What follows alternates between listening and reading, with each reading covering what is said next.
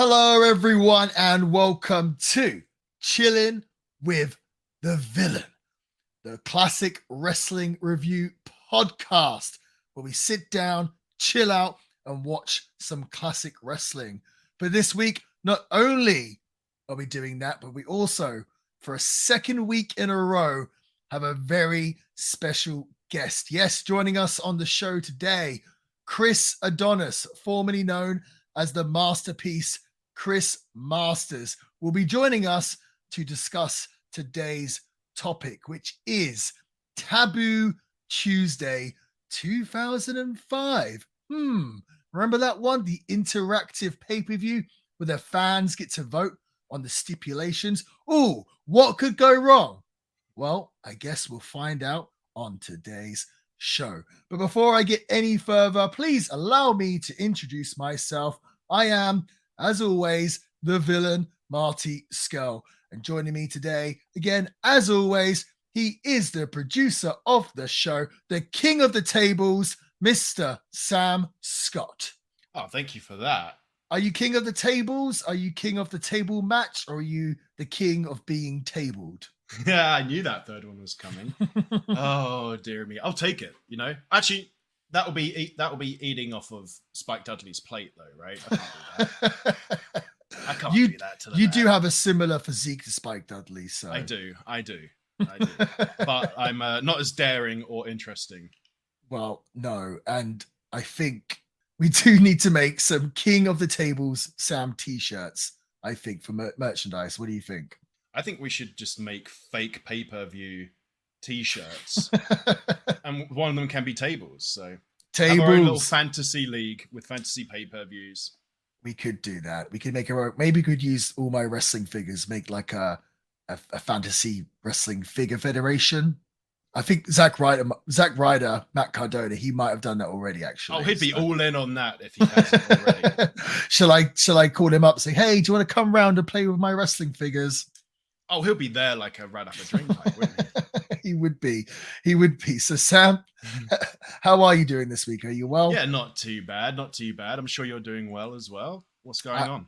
I'm doing okay, thank you. It's been quite a big week again in the world of professional wrestling.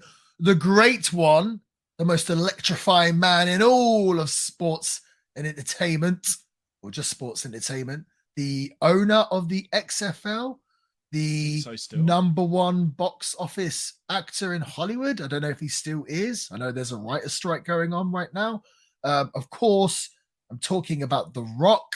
You know what? Actually, I did an autograph signing a few weeks ago, and I was doing it with Harvey Whippleman, also known as Downtown Bruno. And he is like The Rock's like side guy. Like he works with The Rock, and he helps out on the set of all of Rock's TV shows and movies and everything else. And I guess he was doing the autograph signing because before he was working on Young Rock, but then the writer's strike happened. So he of course, he was, out of work, and he seemed pretty bummed. But of course, I had to ask him about The Rock because I thought, damn, that must be so cool to be friends with The Rock. Yeah. I think if I could pick any friend in the world, it would probably be Dwayne Johnson. And I think that would be the majority of male answers, at least. Oh, I think you two would make great friends. You know what? So The Rock, I feel, is one of the main wrestlers that I've never met before. I've met Hogan, I've met Steve Austin, I've met Bret Hart, I've met Ric Flair. All of these different personalities I've had the opportunity at one point or another to meet. And it's funny, I remember as a kid, like playing a game where maybe I was flipping a coin or something. And I don't even know why I was doing this, but I was like, if it lands on this, that means I'll never get the chance to meet The Rock. And I flipped it or whatever it was, and it landed on it. And it was like, you'll never get a chance to meet The Rock. And I said, okay, that's okay. I'll meet Steve Austin. And this was when I was like a 10-year-old kid. And so far, that has come true. But this is definitely a pre-internet age that you're playing this, right? Where your version of a game is just playing with a coin. Yeah, I was a poor kid growing up, so what can I say? Your mum wanted that coin back after you done, didn't she? She did. But I tell you, someone who is not poor. Or actually, The Rock likes to suggest that he was really poor. Obviously, he started that company. What is it? $7 Productions or something. Something like that, yeah. Basically, the idea is he's like, well, I had $7 in my pocket, and I've just been putting over The Rock, but this might kind of sound like I'm slagging him off. I always think it's funny when you hear The Rock's. He tries to tell that rags to riches story. Mhm. He's like, oh, when I started wrestling, I had to wrestle in flea markets and put the ring up. And I'm thinking, yeah, dude, like you did that. And then 6 months later, you were Intercontinental Champion for the WWE. And you came from that wrestling family and everything else. I don't know if he had it too hard. But that being Right. said, The Rock just came back. I don't know if we can call it coming back or made an appearance on SmackDown. As you're listening to this, that would have been maybe a week or two ago now. Yeah. But he came back, did this big segment with Austin Theory and Pat McAfee. And dude, just honestly, it's not very often that I get goosebumps anymore from watching wrestling, but seeing The Rock brings me back to my childhood. When I was a kid during that era, The Rock was by far my favorite. The Rock was the first heel that I liked. I remember watching him feud with Mick Foley, Mankind, when Mankind was a babyface, and I was like, I like The Rock. He's my favorite.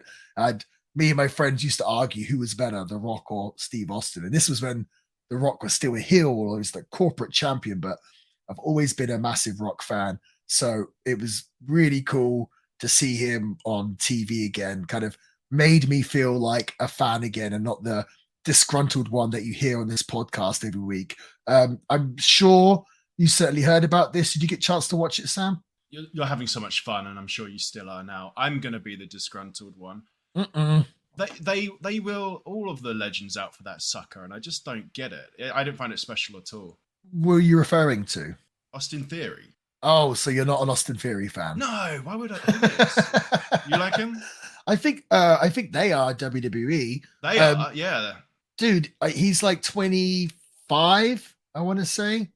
He's super young. He's got a lot of potential. I haven't seen enough of his work to really give an opinion, but he's a massive upside. He's in great shape. He's athletic. He, looks the part. I don't know. I think it's not fair really to. I was going to say it's not fair to have an opinion on him yet, but obviously you can do that. I just don't think it's fair to judge him yet. He's not in his. He hasn't peaked yet. He hasn't hit where he needs to be yet. So I think he'll get there. The WWE obviously has faith in him, and if they're supporting him and behind him, chances are he's probably going to be world champion in a few years' time. I don't know. I feel like he hasn't earned it compared to other people who are around. Well, I saw I saw a post on social media where he's already worked with Steve Austin, right, Brock Lesnar, yeah, The Rock, John Cena. It was like, whoa, Rey Mysterio, all these guys. It's like, damn, that's pretty lad. Yeah. And I also thought, like, does he even remember like Steve Austin and The Rock? Like when he came up watching wrestling, they wouldn't have even been around, Yeah. Also, I watched Fast 10 the other week. Oh, okay. As it was released on our favorite streaming platform, Peacock. Oh dear. And The Rock spoiler alert, The Rock comes back at the end in like the post-credit segment. So after watching that, then seeing that, I just thought, okay, so The Rock's bored. Well, it's probably due to this writer's strike, huh? Yeah, he's got nothing. Yeah, that's how I read it. When he comes back to WWE and comes back to the first franchise, I was like, okay, he's got nothing to do. Is he bored enough to wrestle Roman Reigns at next year's WrestleMania? Oh, see that, and then I'd be excited. I'll wait for that. That's what it felt like. He's dipping his toes in, wondering if he actually wants to come back, right? It was like more of a hint that he's back than he was back. Yeah. I think it seems like he's going to come and do WrestleMania. And if he did, you'd assume he'd wrestle Roman Reigns. And should that happen, would that mean that for another year, Cody doesn't get to win the world title at WrestleMania? Is that what it means? I think so. I think so. I watched that segment and just when The Rock said, what was it he said to him? He's like, shut your bitch ass mouth. I just thought it was so funny. He's just, I hate to be that guy that's like, oh, back in my day, it was so much better. But it does feel like that, right? It like no one's as Yeah, good as The Rock. it that's true, and it does. But I will say the best part of that in the background is Big Pat's facial expressions the whole time. He really knows how to like ham it up. I enjoy it. I don't know about you. Yeah, I've watched a few wrestling matches that Pat McAfee had, and he's very good and he's very charismatic. I'm not sure if I enjoyed him. He did the same thing with Steve Austin, I think, like kind of Right. marking out in the ring. I get what he's doing. I don't know. I mean, again, I can't really judge because if I was in that predicament, maybe I'd be doing the same thing. So, Well, I mean, I think it's the point, right? And it's kind yes, of honest and funny. yeah, So no, it ticks all of the fair boxes, in my opinion. Yeah.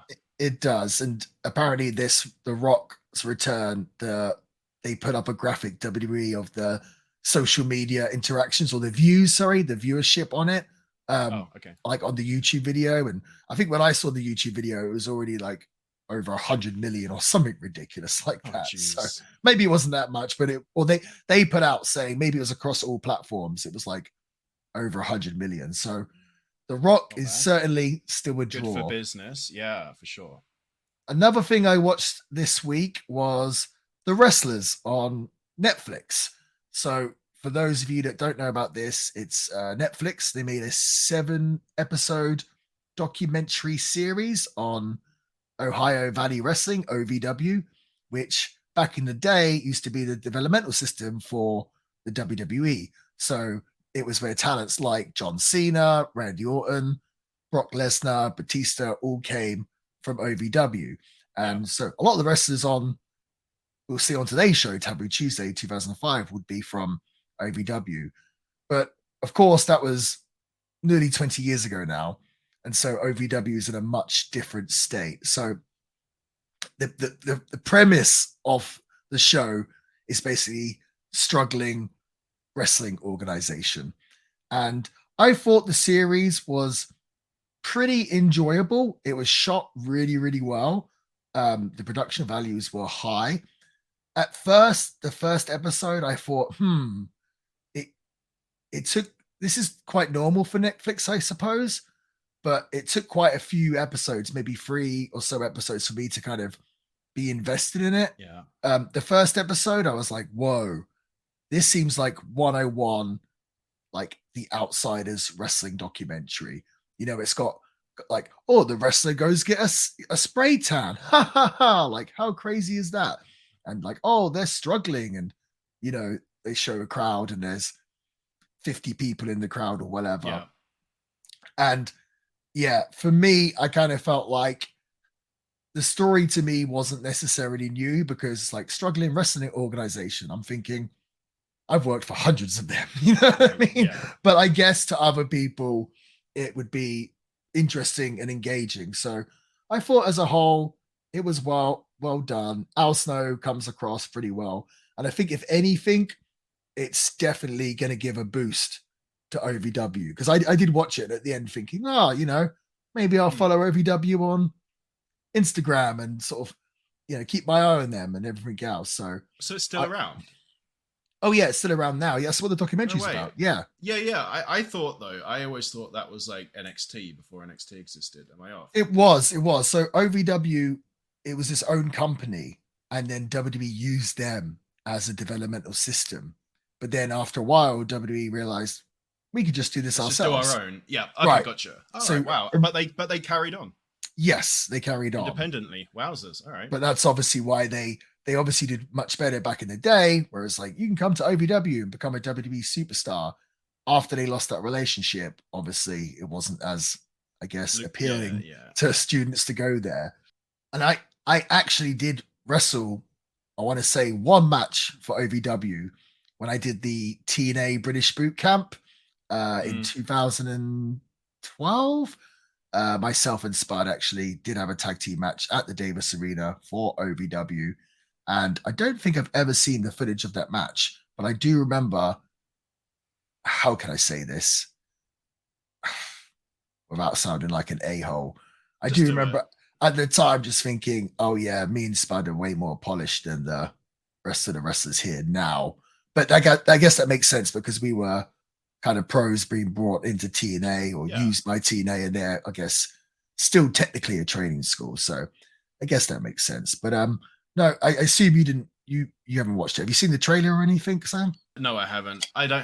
You're the only person I know who hasn't cancelled Netflix. I probably have like 3 Netflix accounts I don't even know God. about. Yeah. So, well, I think I would definitely recommend you check it out if you get the opportunity to, or I know you can use my Netflix account. Can I say that on air? You can cut that out. I think they tried to get rid of password sharing, didn't they? Maybe. Which is why everybody cancelled it. Oh, okay. You decided to buy 2 more. Well, I'll give credit where it's due. Netflix is still miles better than the cock. Oh, but that's not saying much, is it?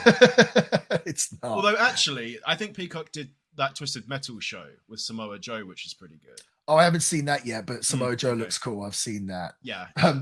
We do have some feedback, Sam, from last week's show. If Is that bad, was it? No. All pretty positive. Wonderful. Y2 Garcia, she's a great listener of the show. She's Mm-hmm. kind of frequent on our Instagram account. So Yep. shout out to Y2 Garcia. I hope I'm saying that right. She said she loved it, referring to the episode. He said that Marty, am the first wrestler that she knows of to call out wrestlers climbing ladders slow. So she enjoyed that part. And maybe I am. I think everyone subconsciously knows that wrestlers climb the ladder very slowly, but maybe I'm the first person questioned it overtly. Right, Yeah. to point it out. The Berg 511 said he loved it. He said this is interesting because we might get a conflict here, Sam. He said, glad someone called it out for what it was. Without that great main event, it was just a normal pay-per-view. I like the opener, right? Mm-hmm. Well, I like the opener. Close. Okay, so I don't know. I think everyone's a little harsh on it. Well, the crowd made the show. We can agree on that. I feel like Berg 511 probably doesn't agree with my 4 stars, right? 4 stars. 4.5. Or whatever it was. I'm sure they're more in line with it. But no, I still stick by that. I had a good old time. For more than 90% of it I was engaged. So there you go, for at least 4 stars. So awesome. We got a lovely email from one Kent McPherson. He said he actually cleared something up for us, which is very, very nice. This is the sort of feedback that we love to have on the show, because despite what I might say, I don't know everything. So here, my friend Kent is helping me out. Kent says, I listen to the podcast every week. Thank you. It brings back childhood memories. Fuck, it doesn't say that at all. It brings me back to my childhood and lets me relive the moments I sometimes forget about. I will add, I think the reason John Cena punched Punk when he referred to him as the New York Yankees was because John is from Boston, and New York and Boston are bitter rivals in life and all of sports. Hockey, baseball, basketball, you name it. Boston and New York are usually some of the most intense sporting events. Thank you for starting your podcast from a fan who gets to relive the best moments through one of his favorite wrestlers. So I thought that was a really, really lovely email from Kent McPherson. Thanks, Kent. And I guess that makes sense. I don't know why I didn't think of that before. I guess I kind of forget that Cena is from Boston. Just kind of always assume Cena is from another planet. Do you know what I mean? Right. Yeah, exactly. But yeah, Boston, New York feud, I can totally understand. Right. So yeah, we completely appreciate that, Kent. Thank you so much for listening to the show and showing your support. We really do appreciate it. Finders Keepers Records. He's also frequent on the Instagram. Frequent. Yes. He said it was a great section of the pay-per-view. He wanted more PJ Black, though. So I think... never get enough, so I understand. You never get enough PJ. I think that we may have to make our interviews longer, Sam. I think we may have to. My word. Yeah, I mean, it is good. The good thing about someone like PJ is, it never feels like enough, does it? It doesn't.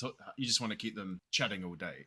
I do. I could talk to PJ all day. And of course, if you haven't listened yet to our Money in the Bank 2011 episode, Please go back. Definitely I feel like it was check it out. probably our best episode yet. I feel like Sam and myself are I agree. Yeah. finding our groove as Mhm. podcasters, and I felt like it was a really well put together show. And obviously having PJ on it, obviously he was very generous with his time.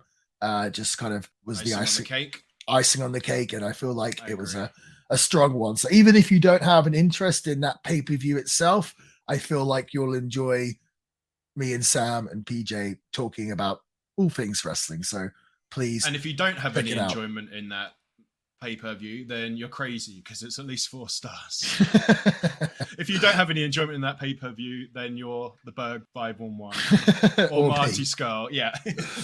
Also, Sam, I don't know if you know this, but we're also huge Instagram stars now. Did you know Yeah. that? For people that don't know, it's actually I, Marty, that create the reels for the Instagram account. And the last time I looked, the reel that a lot of people seem to enjoy was us talking about Del Rios, the Scott Steiner lookalike from our first ever NWA TNA show. I made a reel of that, and right now, as of recording, it's on 315,000 views. So that's done very, very well. I think even Ryback had a comment on there as well. He found it with the good pun, right? right. He Big what Papa was Chump. it? Big Papa Chump, and also remember when I told you that story about Steve Blackman wrestling in the 80s, and then he suffered from malaria, and then he came back in the late 90s. And you said you never heard about that before. Well, apparently, loads of other people hadn't either, because that Steve Blackman reel that I made is currently on 230,000 views, so getting close to 250,000 views. And when you're listening to this, there'll probably be even bigger amount of views, so, or more views, should I say. So yeah, we're getting the word out there. We're getting the word out there about the podcast. If you're listening to us, please tell a friend, please share these reels. You'd be doing us a massive favor. But yeah, we're really, right now we've got a big audience. The Instagram account tells me that we have something like we've reached 450,000 accounts in the last 30 days. So also, if you want to advertise with us, if you want to sponsor the show, you want to advertise with us, get in touch. We haven't done that yet on the show, but we're certainly open to it. And it seems like we have a large audience. So jump on board now during the early days. It's only episode 12, but come along for the ride. That would be nice. Marty. Yes. We're doing a service with these interesting little facts, right? No wonder that Steve Blackman one did well. When you just scroll through and you just see his beefy little face, like, how can you not click it? It's funny because I put on there, I think he looks better in the late 90s than in the late 80s, and quite a few people disagreed with me. And I just thought, yes, he was bigger in the late 80s, but I don't necessarily think bigger is better. And to me, his physique in the Attitude Era, the late 90s, was it was pretty damn flawless. I thought his physique was insane. Yeah, and he was bigger then, but he didn't necessarily stand out. Like, the look isn't as unique as his look in the 90s, which we talk about whether he's on a pay-per-view or not. We end up talking about him. He's not on this one either. I feel as if Steve Blackman was around now, like if you took him from 1998 and put him in today's wrestling, everyone would just be like, he'd be pushed like a monster. I feel like, look at this jacked, huge guy, So, I mean, he was just around in a time where everyone was huge, and beefy, it was Kane and Undertaker, and even Mick Foley's massive. So I guess he didn't stand out so much at the time. But all these years later, we're giving Steve Blackman his flowers for his insane physique. So, which he fully deserves. You know what? One day, I'm going to say it out loud now. Our aim is to get Steve Blackman on the show. Oh yeah, and Ken. And Shamrock could be cool as well. If anyone knows Steve Blackman, I'm assuming that he's not active on social media, but if anyone listening knows him, if you could try and put us in touch with him, we would really appreciate that, because I don't think you've got two bigger fans of Steve Blackman than myself and Sam right here. That is one thing that we can agree on. For sure, man. Absolutely, for sure. He might start in preparation. He'll be like, oh, I'm open to that in preparation. Just see how every episode we can't stop talking about his body. And be like, oh, actually, I'm kind of worried. This is creepy. So, Sam, before we get into the review of the show today, the show's name is Taboo Tuesday. And what a great one. Well, when I told you the name was Taboo Tuesday, you said, Marty, that is such a bad pay-per-view name. And I never really thought about it like that before. And then the more I did, I thought, I think he's right. That is a pretty bad pay-per-view name. And then that made me think even more, oh, this is a good opportunity for a top 5 list. So myself and Sam separately have come up with our top 5 worst wrestling pay-per-view names. So I guess I shall start. And this time I'm going to go from 5 to 1. I think the other time You actually put them in order for once. Lovely. I've worked hard on this list, so don't judge. So coming in at number 5 of worst pay-per-view names, I have Beware of Dog. Now, this was actually In Your House 8. And the subtitle was Beware of Dog, but still. And I guess the idea was that Bulldog was in the main event against Brett, I want to say. Don't, give me shit if I'm wrong. But yeah, Beware of Dog. That's a pretty, not even Beware of the Dog. I was going to say, there's no just dog. Just the Beware concept. of Dog. Yeah. Beware of Dog.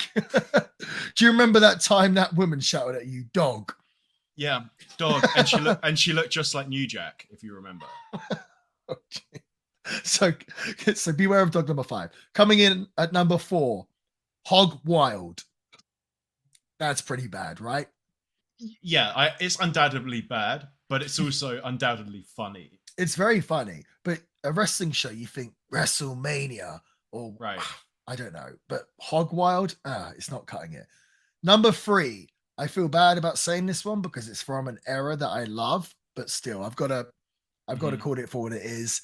Number 3, This Tuesday in Texas. That's a bad pay-per-view name, right? That doesn't get you amped up at all. No, like This Tuesday. That's like, Sam, when we doing the podcast next, This Tuesday in Texas. Like that's that is so routine and boring. And to me, they're like the worst type of pay-per-view name, where they're not so bad like Hog Wild that it's funny. Yes. They're just insipid. And that's actually what made me think of Taboo Tuesday. Like it doesn't get you, like you said, it doesn't get you amped up. I decided not to put Taboo Tuesday on the list just because we're doing that show today. But what's so taboo about, like, it's an interactive pay-per-view? It's not even taboo. That doesn't make any sense. So anyway, coming in at number 2, it's quite a recent one. I don't even know if you'll have any knowledge of this, but number 2 is WrestleMania Backlash. You have any idea what I'm talking about? Which one is it? Is it WrestleMania or is it Backlash? WrestleMania Backlash. So basically it might have even been a couple of years ago. So always, or for years and years, Backlash has been the pay-per-view that's followed WrestleMania, normally a month after WrestleMania. And it's called Backlash, and it's like a perfect name, just Backlash. And for whatever reason, for one, I don't know if they did it twice. I should have done some more research. I'm sorry. But they decided to call the show WrestleMania Backlash. But it was still Backlash, but it was WrestleMania Backlash. Yeah, that's confusing and also just wholly unnecessary. Well, the name WrestleMania has so much stock. Like that's almost the brand of the WrestleMania is almost as big as WWE. Mm-hmm. If you think about it, right? It really is. It's like probably their biggest, it's obviously their biggest show, but that brand is huge and they'll sell out stadiums just based on it being WrestleMania. Like when was the last time a match sold out WrestleMania? It's been years. It's the pay-per-view itself that is the sell. Yeah. It's the draw. So I guess they're trying to capitalize off that by calling it WrestleMania Backlash. Can you imagine trying to find this show on Peacock? It's hard enough as it is. Right. So coming in at number 1, which actually now I've said it, I actually think WrestleMania Backlash is worse, but whatever. I wrote the list down. I'm going to stick to it. You can probably already guess. Number 1, worst pay-per-view name of all time, Great Balls of Fire. Okay. Now, I understand that it's funny, but I honestly think the reason why they called a pay-per-view this is because I think this happened. It certainly happened within the last 5 years. But WWE they're very on it with interactions on social media. They quite often kind of almost boast about, we've had this many interactions. I was just talking about The Rock, how many views they had on his return. I honestly think they called the pay-per-view Great Balls of Fire, knowing that people would be like, what on earth is this? And it would just get so much talk about essentially a B pay-per-view, and all the people talking about it would be free advertising for the WWE. So actually, now I'm saying that, good on them. This is a great pay-per-view name. But yeah, there we go. There's my top 5 worst pay-per-view names of all time. Sam, let me hand it over to you. All right. Well, first of all, I didn't know that there was one called Hog Wild, and it's just atrocious. But I can't, even knowing that still won't make my top 5 because it makes me feel something. Well, like, it makes me laugh. Did I say that was from WCW, by the way? I honestly, I kind of figured. Like I knew it wasn't WWE. Like I had, yeah. So a lot of yours, like I know you've kind of feel bad for doing Great Balls of Fire now. You've explained it out loud, but at least some of those made you feel something. Apart from Tuesday in Texas, which is just like a wet paper bag.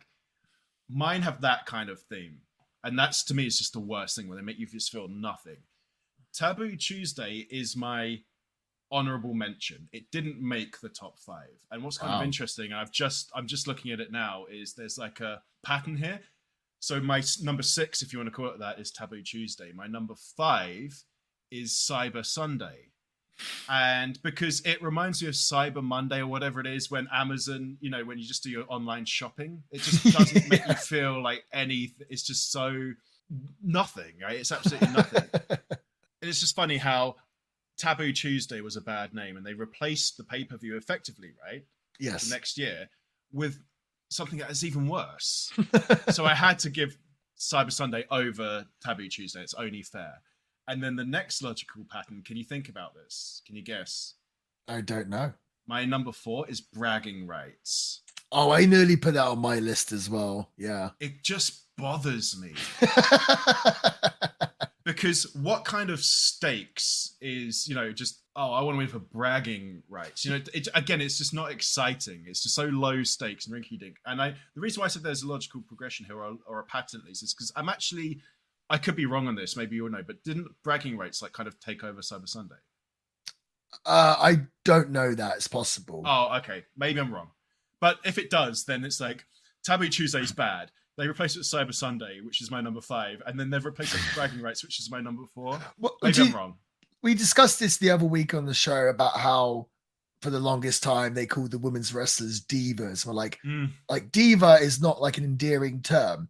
And also bragging rights, like having it's not a good thing to brag, is it? It's something you kind of look at as like, that's not cool if you're bragging about something. Do you know what I mean? It's like, and that's all you can win, just the bragging rights. Yeah, for me, bragging. Yes, no, you're right. But also on top of that, bragging rights is just like a very schoolyard kind of thing to win for.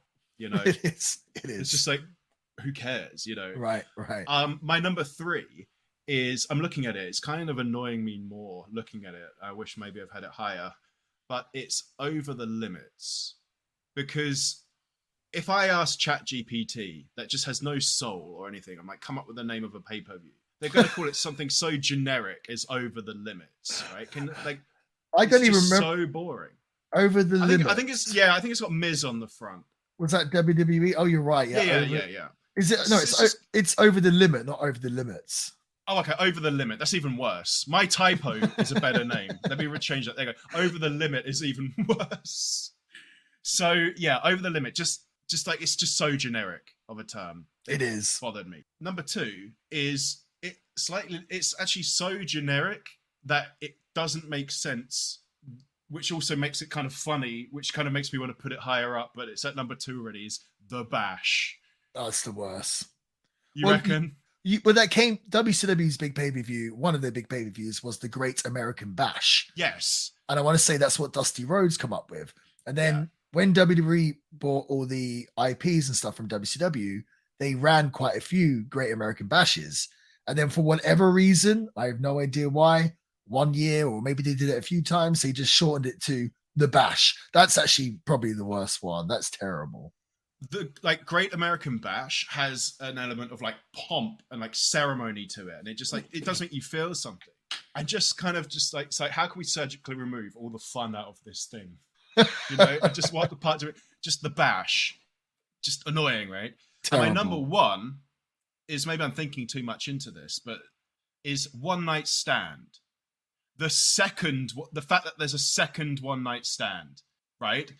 The first one is an awesome pay-per-view name. Do you agree? Right? One Night Stand for the first ECW pay-per-view. It's like, it's supposed to be a one-off. It's just the perfect name. Slightly edgy. It's ECW. We're getting it. Everything about that is perfect.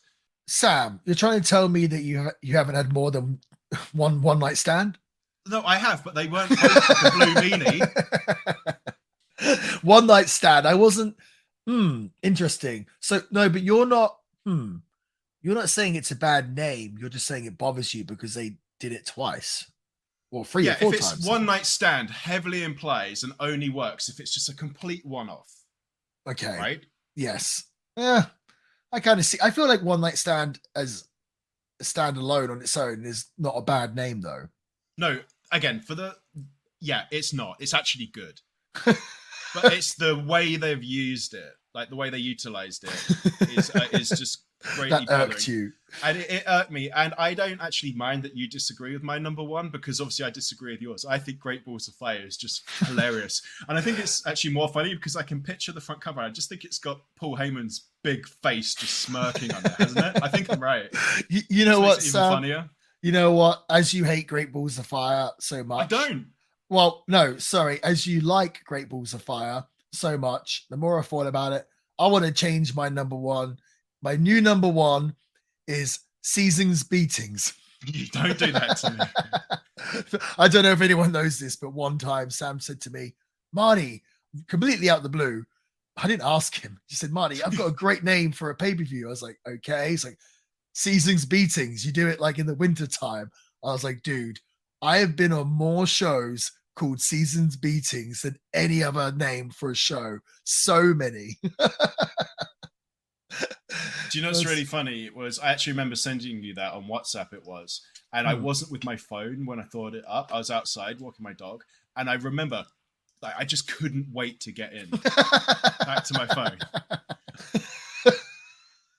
Well, with that being said, we are here not to talk about bad pay-per-view names, rather a bad pay-per-view, or is it a good pay-per-view? Well, that's what we're going to find out. Of course, I'm talking about Taboo Tuesday 2005, the interactive pay-per-view. So unlike other WWE pay-per-views where the stipulations are determined by the WWE's creative staff, this was, well, it's actually the second time they did it where the stipulations for the matches were determined by votes from the WWE fans conducted on WWE's website. So a very unique concept for a pay-per-view, I think. I think this is, obviously, this was 2005, started in 2004. So it's when the internet is really starting to become kind of a big thing where, which pretty much everyone had. So as a concept for a pay-per-view,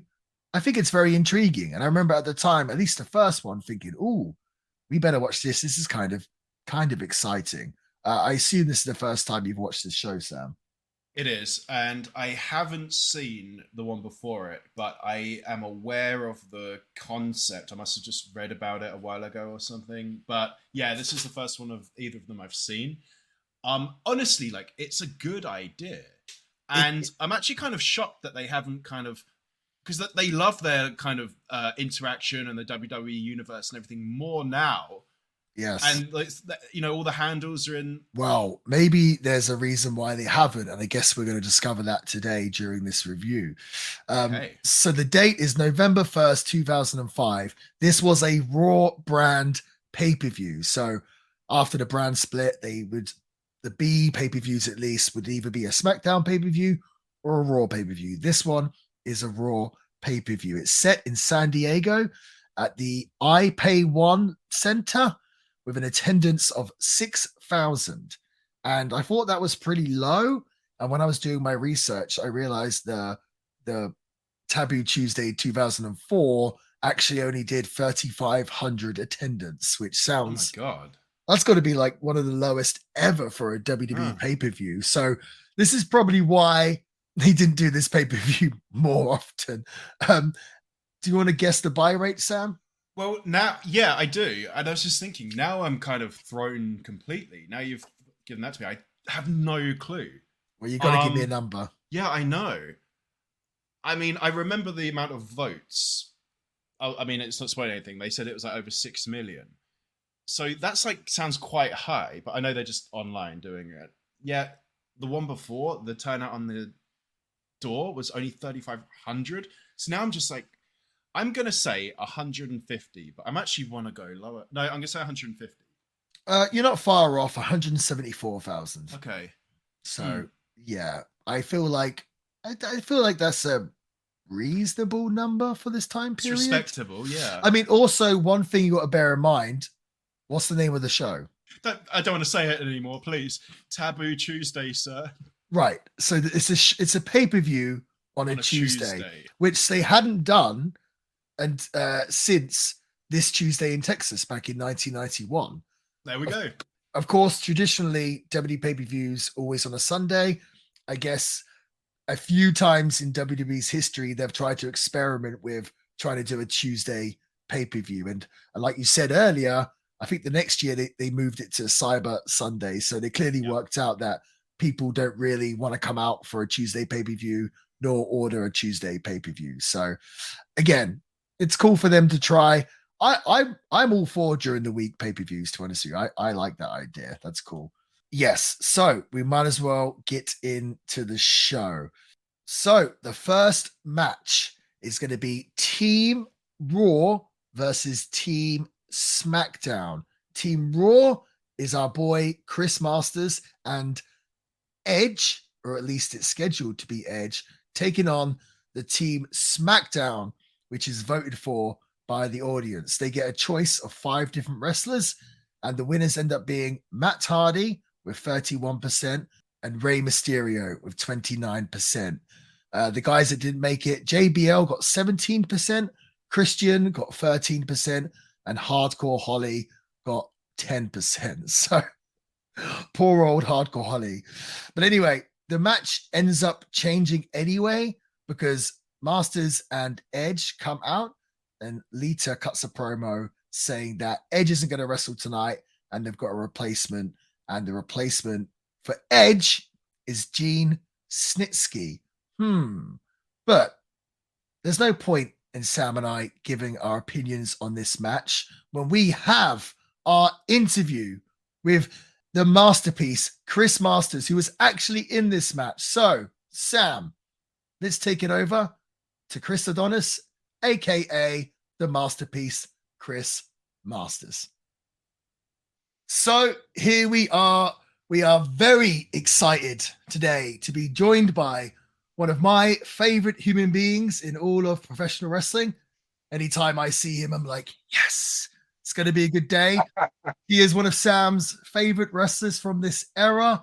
Of course, I'm talking about Chris Adonis, formerly known as the Masterpiece. Chris Masters here today to talk about Taboo Tuesday 2005. First of all, Chris, how you doing? Thanks for joining us. Oh man, after that intro, are you kidding me? I feel like $1,000,000 right now. And I love the way you say taboo. Taboo. That must be a lot. Taboo Tuesday. Taboo. You know, last week we had PJ Black on the show, and as I introduced him, he also gave it the double biceps. He thinks he's a body guy now, obviously. He probably microdosed before the show. Hey, you know what I thought about, though, as you were giving me the intro? I had a flashback to Mexico of us wearing, you, Carly, and myself. I think all 3 of us wearing the towel ponchos. Remember that? Yeah, I'd never heard of the towel poncho until you did it, and I absolutely loved it. Like, they're so popular. Every time people see them, they have a reaction. And to me, it's no big deal. Like, oh, I've done this before. But like, it's not something you do at every show, but every once in a while, you're just in this climate that's hot, it's dirty. and you don't want to be wearing your t-shirt because it's starting to stick to you. And that's when you break out that hotel towel, you make a hole right in the middle, you tear it apart, you throw it on Mike Tyson style, and it just, I don't know, it's so satisfying. Do you remember we might have been in Monterey, but the show was in like a bull ring, and so we were getting changed outside, and it was hot as hell. Do you remember? Yes. So I was dying, and it's like, yeah.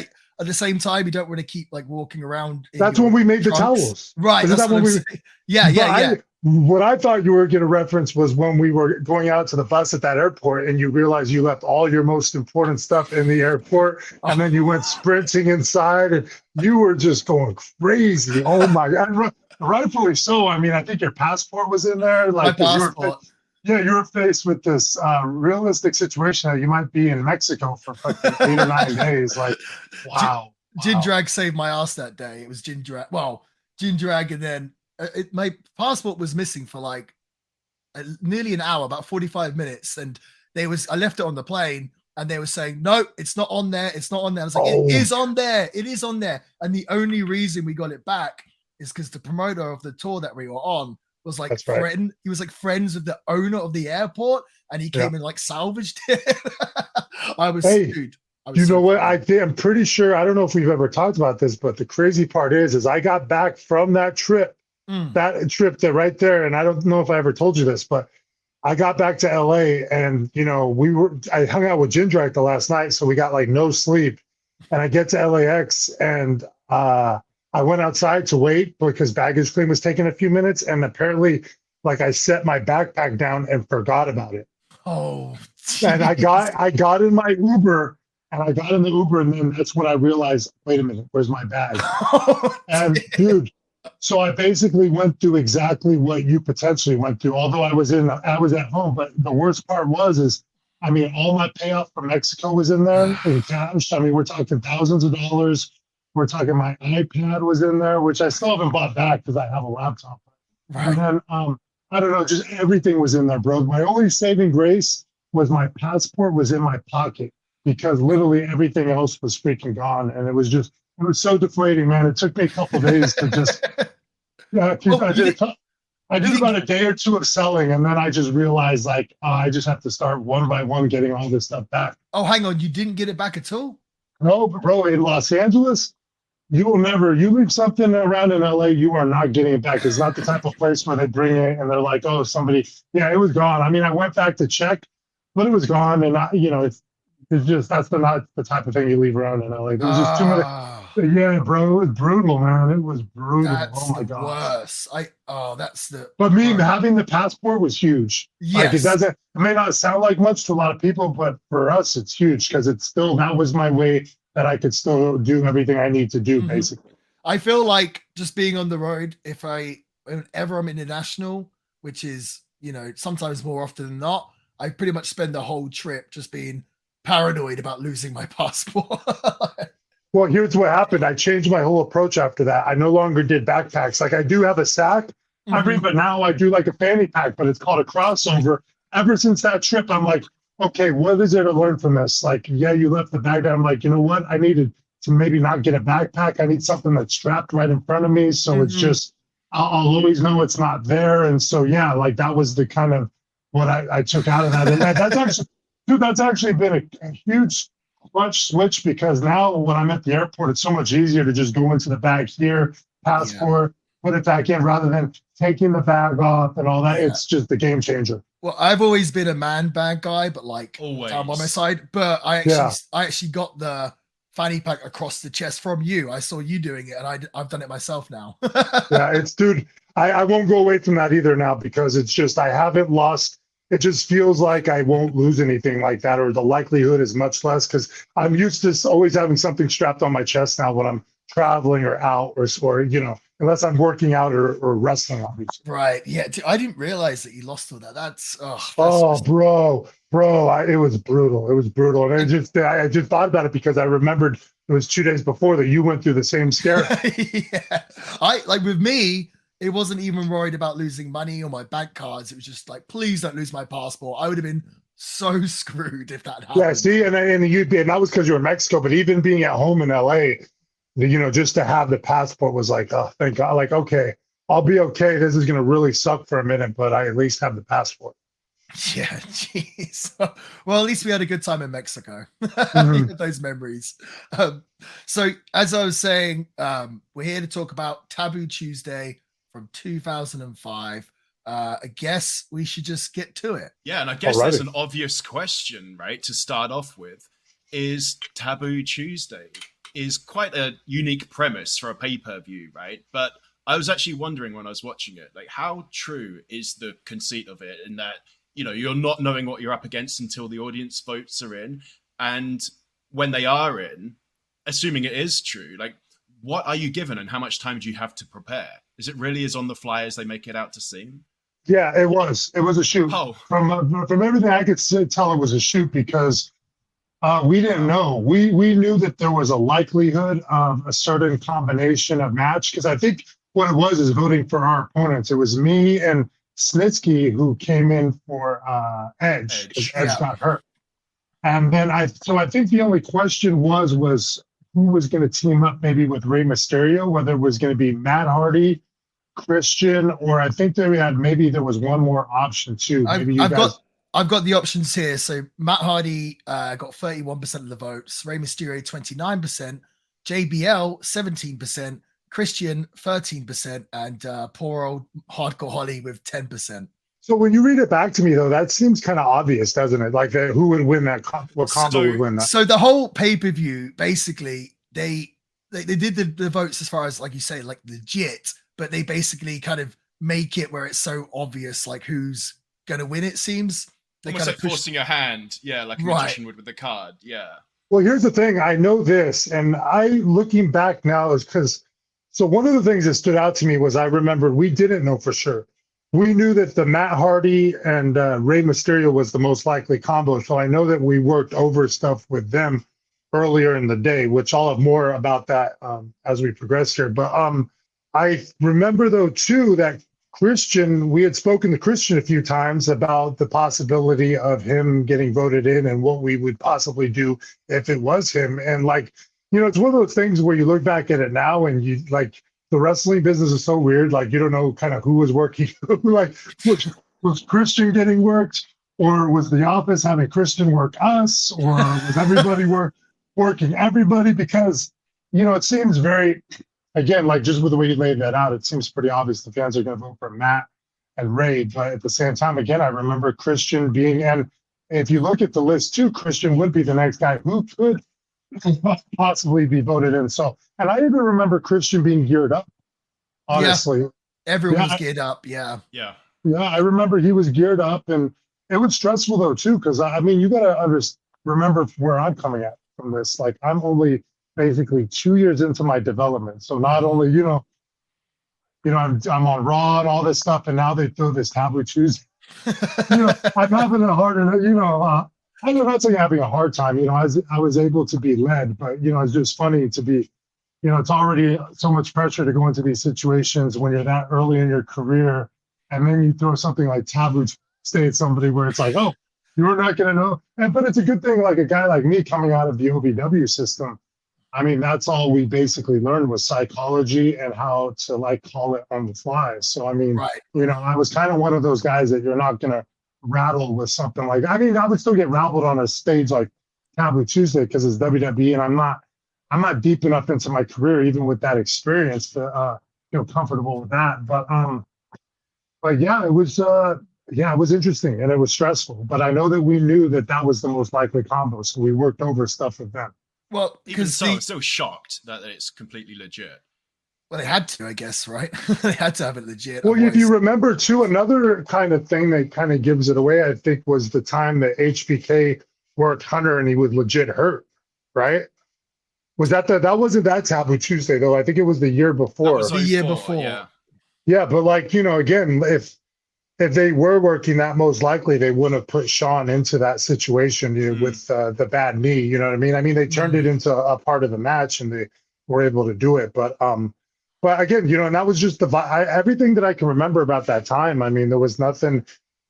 We weren't led to believe that it was a work at all. And all wrestlers are obviously the most skeptical of that. Right. Yeah. So But again, like WWE did everything they could to work the boys, or you know, kind of kayfabe the boys. You know, like at the New Year's Revolution that year, like we had no idea after the Elimination Chamber that Edge was going to come out there and cash in the title. But you know, that's obviously because we didn't need to know, really, right? Right.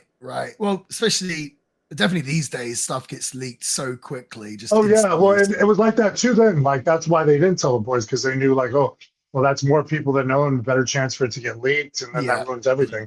Yeah, I mean, with this, so like, it was kind of obvious it was going to be Ray and Matt because they were both the big baby faces.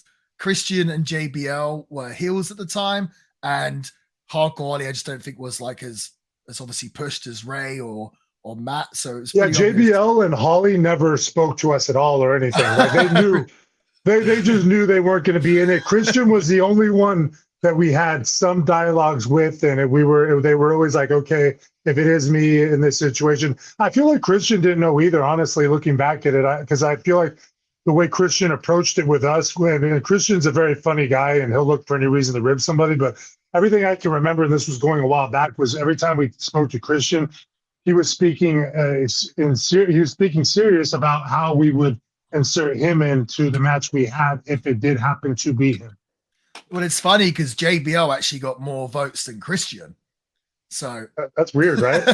Well, I guess they're gonna get the fans that want to vote for a heel, and JBL was the big heel. Yeah. But like, it's funny you said that. Like you said, like, you know, you learn how to call on the fly in OVW, which is great, and I think every wrestler should know that. But also, there's a big difference between calling on the fly on a house show and then calling on the fly on a live pay-per-view. Yeah. Oh God, yeah. Like you don't really do that. I mean, you obviously, as you know, you create. There's parts of the match that can be improvised, or sometimes shit just falls in your lap, so you take it. But you know, it's definitely one of those things where you want to know what story you're telling, you want to know how you're going to tell it generally, and like. But you know, I feel like most of us, when you're good, there's always room for some calling it in there. You know what I mean? It's never like it's never A to Z. It's like A, B, C, and then maybe F, or you know, whatever. And you know what I mean? Like your bullet points, so to speak, of how we're telling the story. And then, you know, your instincts take over in between a lot of that stuff. It's like, oh, okay, his leg is hurt. Now I'll do all my leg shit that I like or whatever. So I'm cursing all over the pod. You're gonna have to. Oh, you're fine. You're fine. fine. Like, speaking of sort of calling on the fly, because I watched this and it was a pretty long match as well. I think it was like over 30 minutes. And you guys did like a lot of high spots and everything else. I was like, okay, they definitely spoke about this because I feel like maybe the fans can't tell, but we couldn't have called that. Yeah, even when I think back to it, it was very. I mean, think about it, it's Matt. Well, I guess with Matt you could call it. I guess both of them you could, but no, like I just remember there was a lot of stuff that kind of connected together in this. I also remember this was one of those matches that, for whatever reason, by the end of it, I had no saliva in my mouth at all. Like I was so dehydrated and it was so brutal, and I was just like trying to figure out how to never have that happen again. You know what I mean? Because it was just, you know, it was the first time that ever happened to me that my mouth was that dry. I don't know. You know what I mean? That's happened to me a few times. Yeah, I see it. It's terrible. But like the biggest thing I remember that came out of this was a huge drama for me personally, because I remember, and it became a big thing with John Laurinaitis and Vince McMahon and everybody, but you know, so it was Stinsky and myself against Matt Hardy and Rey Mysterio. And so we go over the match, but we lay it out in a way because, you know, nobody really instructed us on who was to take the fall. So as we're laying it out, it just worked out for the match in a way where, I was right there for it. I was the right guy. But then once the match actually happened and I ended up taking the pin, Vince apparently went insane because he had told Johnny to make sure that I don't take the fall, because they wanted me to keep me strong and not take a fall, because, you know, they were still eyeing me to potentially work Cena at that point.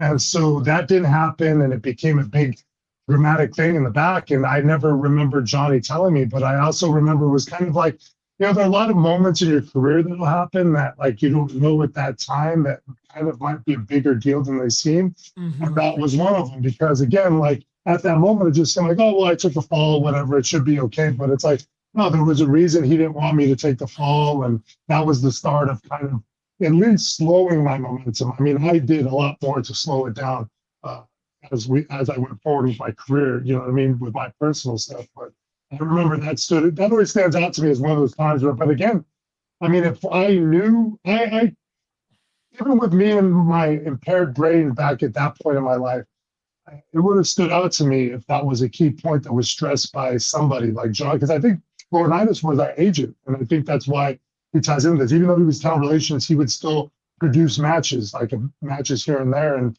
I just know that, again, even with my impaired brain, I would have remembered if they said, Masters, do not take the pinfall. Snitsky. And even if I didn't remember it, somebody else would have. Snitsky would have remembered I got to take the fall. And so, like, but Johnny tried to pin it back on me. So that's where it became dramatic, because I got back and he was trying to say he told me. And I was like, and again, I'm so like young and dumb. And at that point that I'm like, did he tell me? Maybe he did tell me. And I don't, you know, like, and I'm stressed because, again, you can imagine, Marty. I mean, I'm 21 years old and I'm in this environment amongst all these men that I grew up watching. I'm like, I'm one of the few of the, you know, kids now entering it. And so, you know, it was very still uncomfortable for me. Like, you know, it was a very stressful environment. So you put me in a situation like that. I wasn't at a point still where I was like, where I could be like, no, I definitely did not hear that. It was like, oh my God, did he tell me I didn't hear it?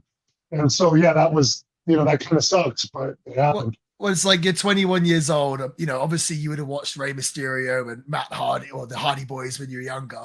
Like, I can't imagine you being in the ring. They're trying to do the finish on you and you being like, no, the finish can't be on me. Like telling them like, you can't beat me. Do you know what I mean? Like, oh yeah, but you know how it is. I mean, we worked over this match earlier in the day. So it wasn't any surprise. I mean, we worked over the match in a way where Snitsky would take the fall and nobody, again, I feel like Johnny said he told us, but to my recollection, and you know, nobody else knew. I mean, you would have thought the referee would have told you at the start, like when they got announced, okay, it's Matt and Ray, they're making their entrance. You would have thought they'd come up to you, okay, it's the fall is whatever, Ray on Snitsky or whatever.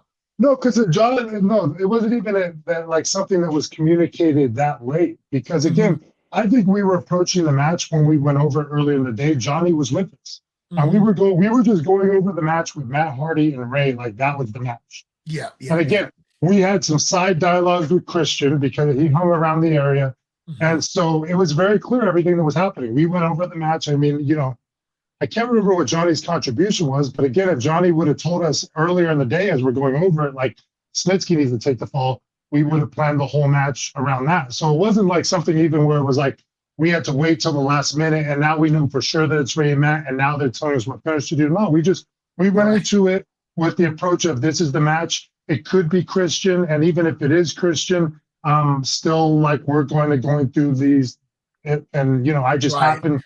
You know, again, the match just flowed in a way when we were putting it together where, like, I was in the right place at the right time for it. Yeah, you know, but it sucks. It might have stopped my momentum, at least in Vince's eyes, maybe.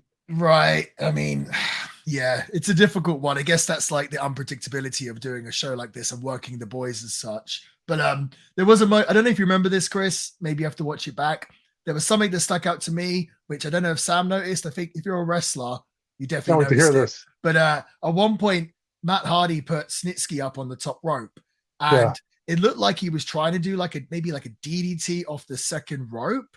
And as he fell back, Snitsky kind of flipped over, took it like a superplex, and pretty much landed on Matt Hardy. And they hit the mat, and you just see Matt Hardy get up and just go like he just had a really look on his face, like this kid, like he was not happy. Do you remember that? Yeah.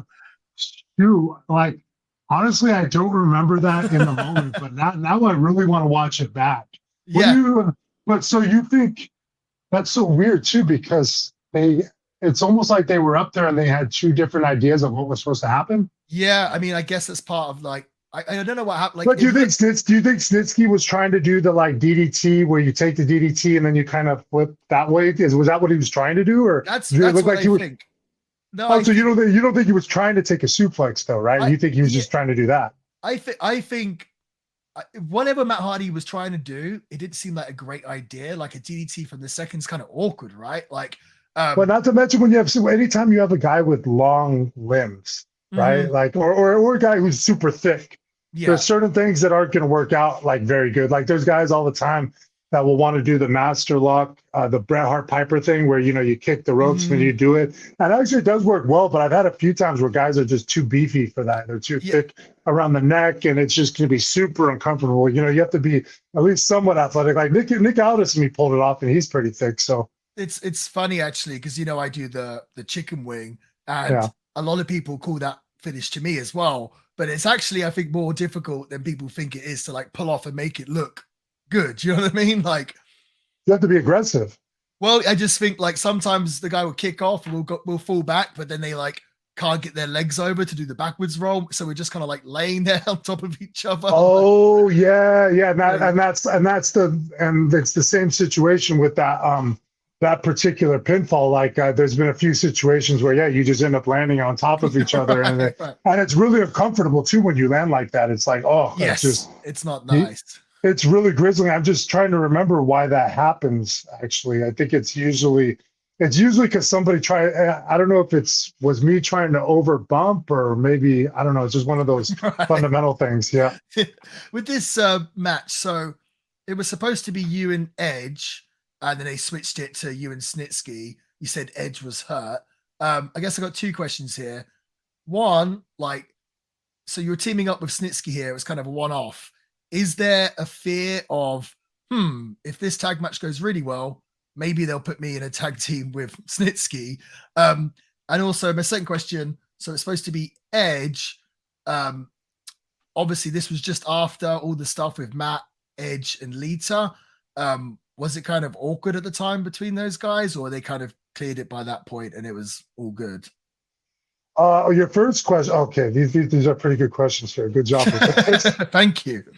Yeah, okay. If the possibility of Snitsky teaming with Snitsky existed, it already had existed for a long time, because Snitsky was actually my first travel partner in professional wrestling. Oh, and really? boy, oh boy, the stories I have. Are they to do with feet?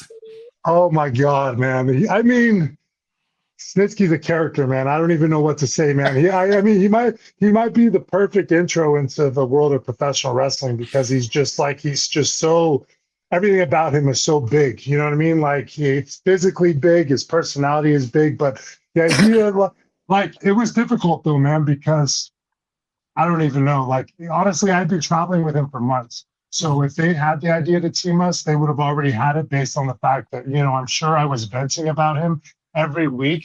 Because it was funny. Like, I don't know, Snitsky has the feet thing, but Snitsky also liked himself some pornographic material. And back in that time frame, there wasn't really, we're still talking pre-Wi-Fi. So I remember I'd be on the road with Snitsky, and every drive was about 300 miles. We do the 3 live events and then the TV. And so I'm on the road with Snitsky the whole time, and every single night, without fail, no matter what, where, how long the drive, we'd have to stop by a porn store in our route, or even deviate sometimes to get to the pornography store.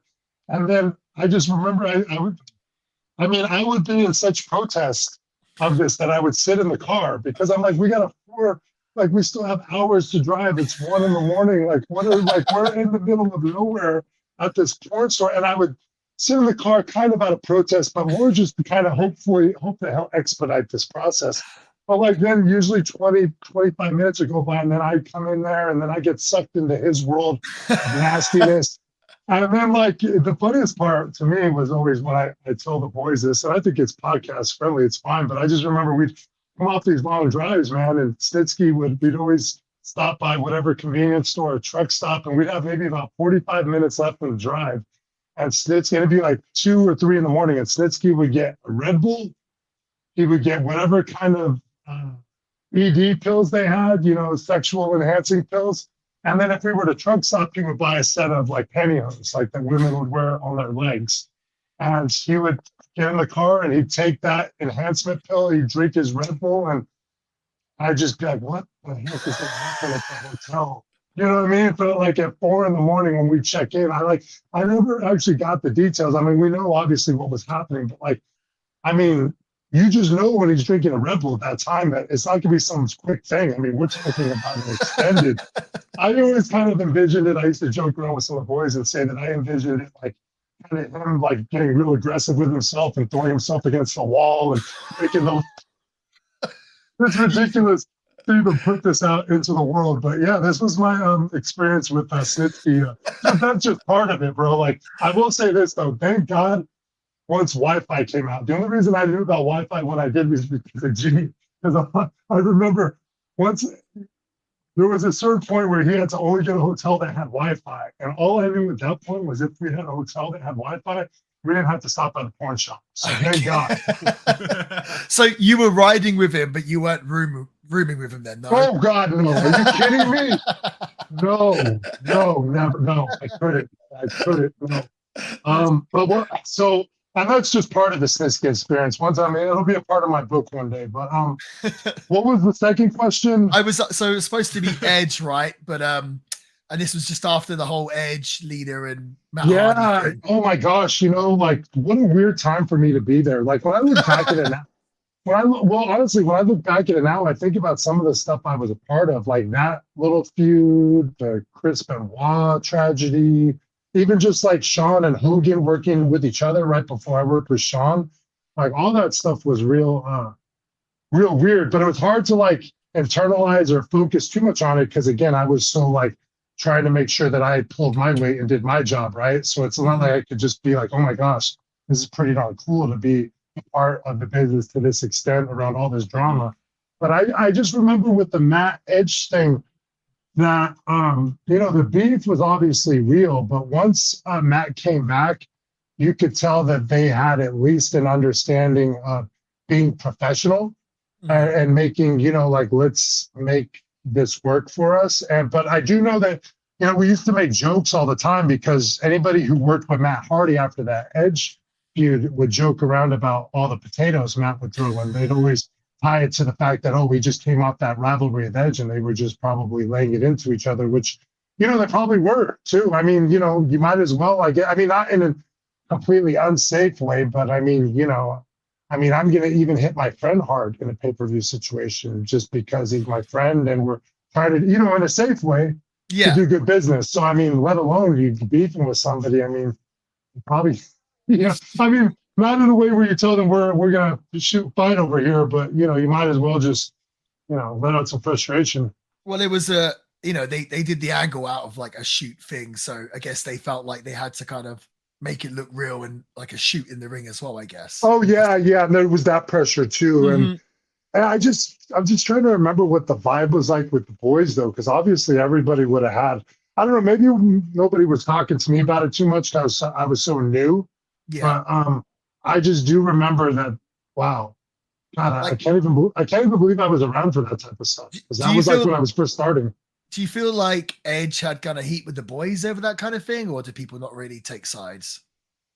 I think he did have heat, but I think he was also liked kind of so much that it wasn't like career. It wasn't like obviously heat he couldn't come back from because look, he did. You know what I mean? It was just, I think people in the end of the day, I mean, probably Lita maybe took more heat than any of them. I think it's hard to say, man, because that was one of those things where like I was there, but I feel like to try to take the temperature on it was kind of difficult. Like I'm sure that our gut instinct is probably right that Edge took heat from it. But again, like it wasn't like career-ending heat, obviously, because he went on and did a great business and worked with everybody and is still, to this day he's loved actually. So for sure. I just remember, that like everybody kind of knew obviously the beef was real because of how they had given birth to it. But the way they approached it was very professional on backstage, and there wasn't like, I can't remember awkward moments or anything like that. It feels like something, and I'm sure I heard they did this anyway, where they had sat down in a room and made some kind of understanding about how they were going to go about this. For sure. That is, there's something else from the match that really stuck out, which I don't know if you remember this at all, but do you remember Matt Hardy's tan job for this show? My God, yeah.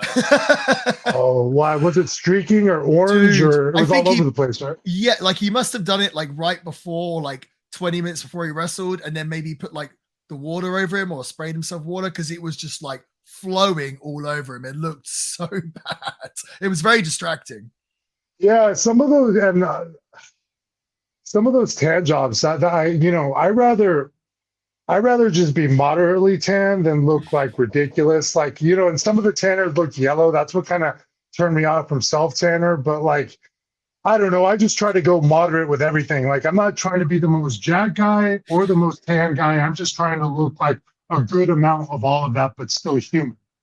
Well, I think you did a good job. If you weren't trying to be the most jacked guy, then well, no, now I'm talking about now. Yeah, I'm talking about because what I'm trying to change myself to now is a little more of less meathead, a little more of like a prima donna type character because I'm not 280 pounds anymore, or anything like that. So like, right. I'm talking about the current version of me. Yeah, like the one for this Taboo Tuesday was definitely one of the most jacked guys in the business. For sure. But like what separated me because, I was 21 at the time and I always tell people this that, might not understand is like I had a muscle maturity to me of a guy who was in his 30s or so. Yes. Like there was a hardness and vascularity because it wasn't that I was the biggest 21-year-old that's ever been. It's just like I had the body of a guy that had been working out a lot longer than he actually had. Dude, this is episode number 12. So we've reviewed 12 shows and we're always sort of commenting on, oh, this guy looked jacked or this guy looked jacked.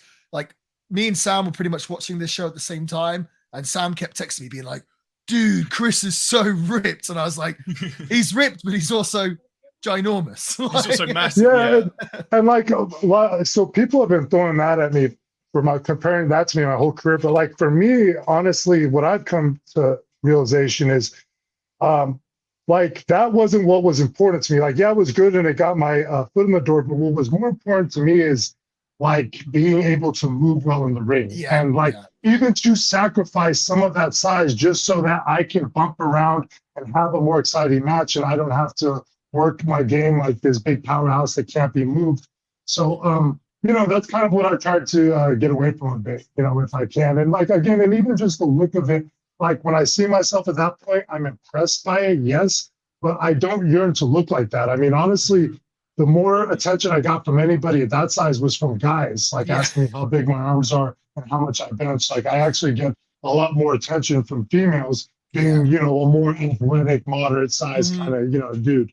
Yeah, I think like that sort of physique, it's impressive and everything else, but I don't feel like being that big suits the sort of wrestling lifestyle as well as it feels kind of dated to me now too, man. It just feels like, I don't know, when I see somebody who's that, I mean, that's fine and everything and it's cool, but like, I don't know, I just feel like that's not even what the business is anymore. If you look at it's more about just performance and like size doesn't matter as much. Like it always should matter somewhat because it's pro wrestling, and I always feel like people know it's a work, so you want to have some guys that look like they can beat the hell out of any civilian type thing. Yeah. But it doesn't matter as much, man. It's more about performance. Like, and again, that was the stuff that was more important. I gear myself towards the 8-year-old version of me. What was important to me back then, and like, or even more so the 10-year-old version of me. And like, yeah, like.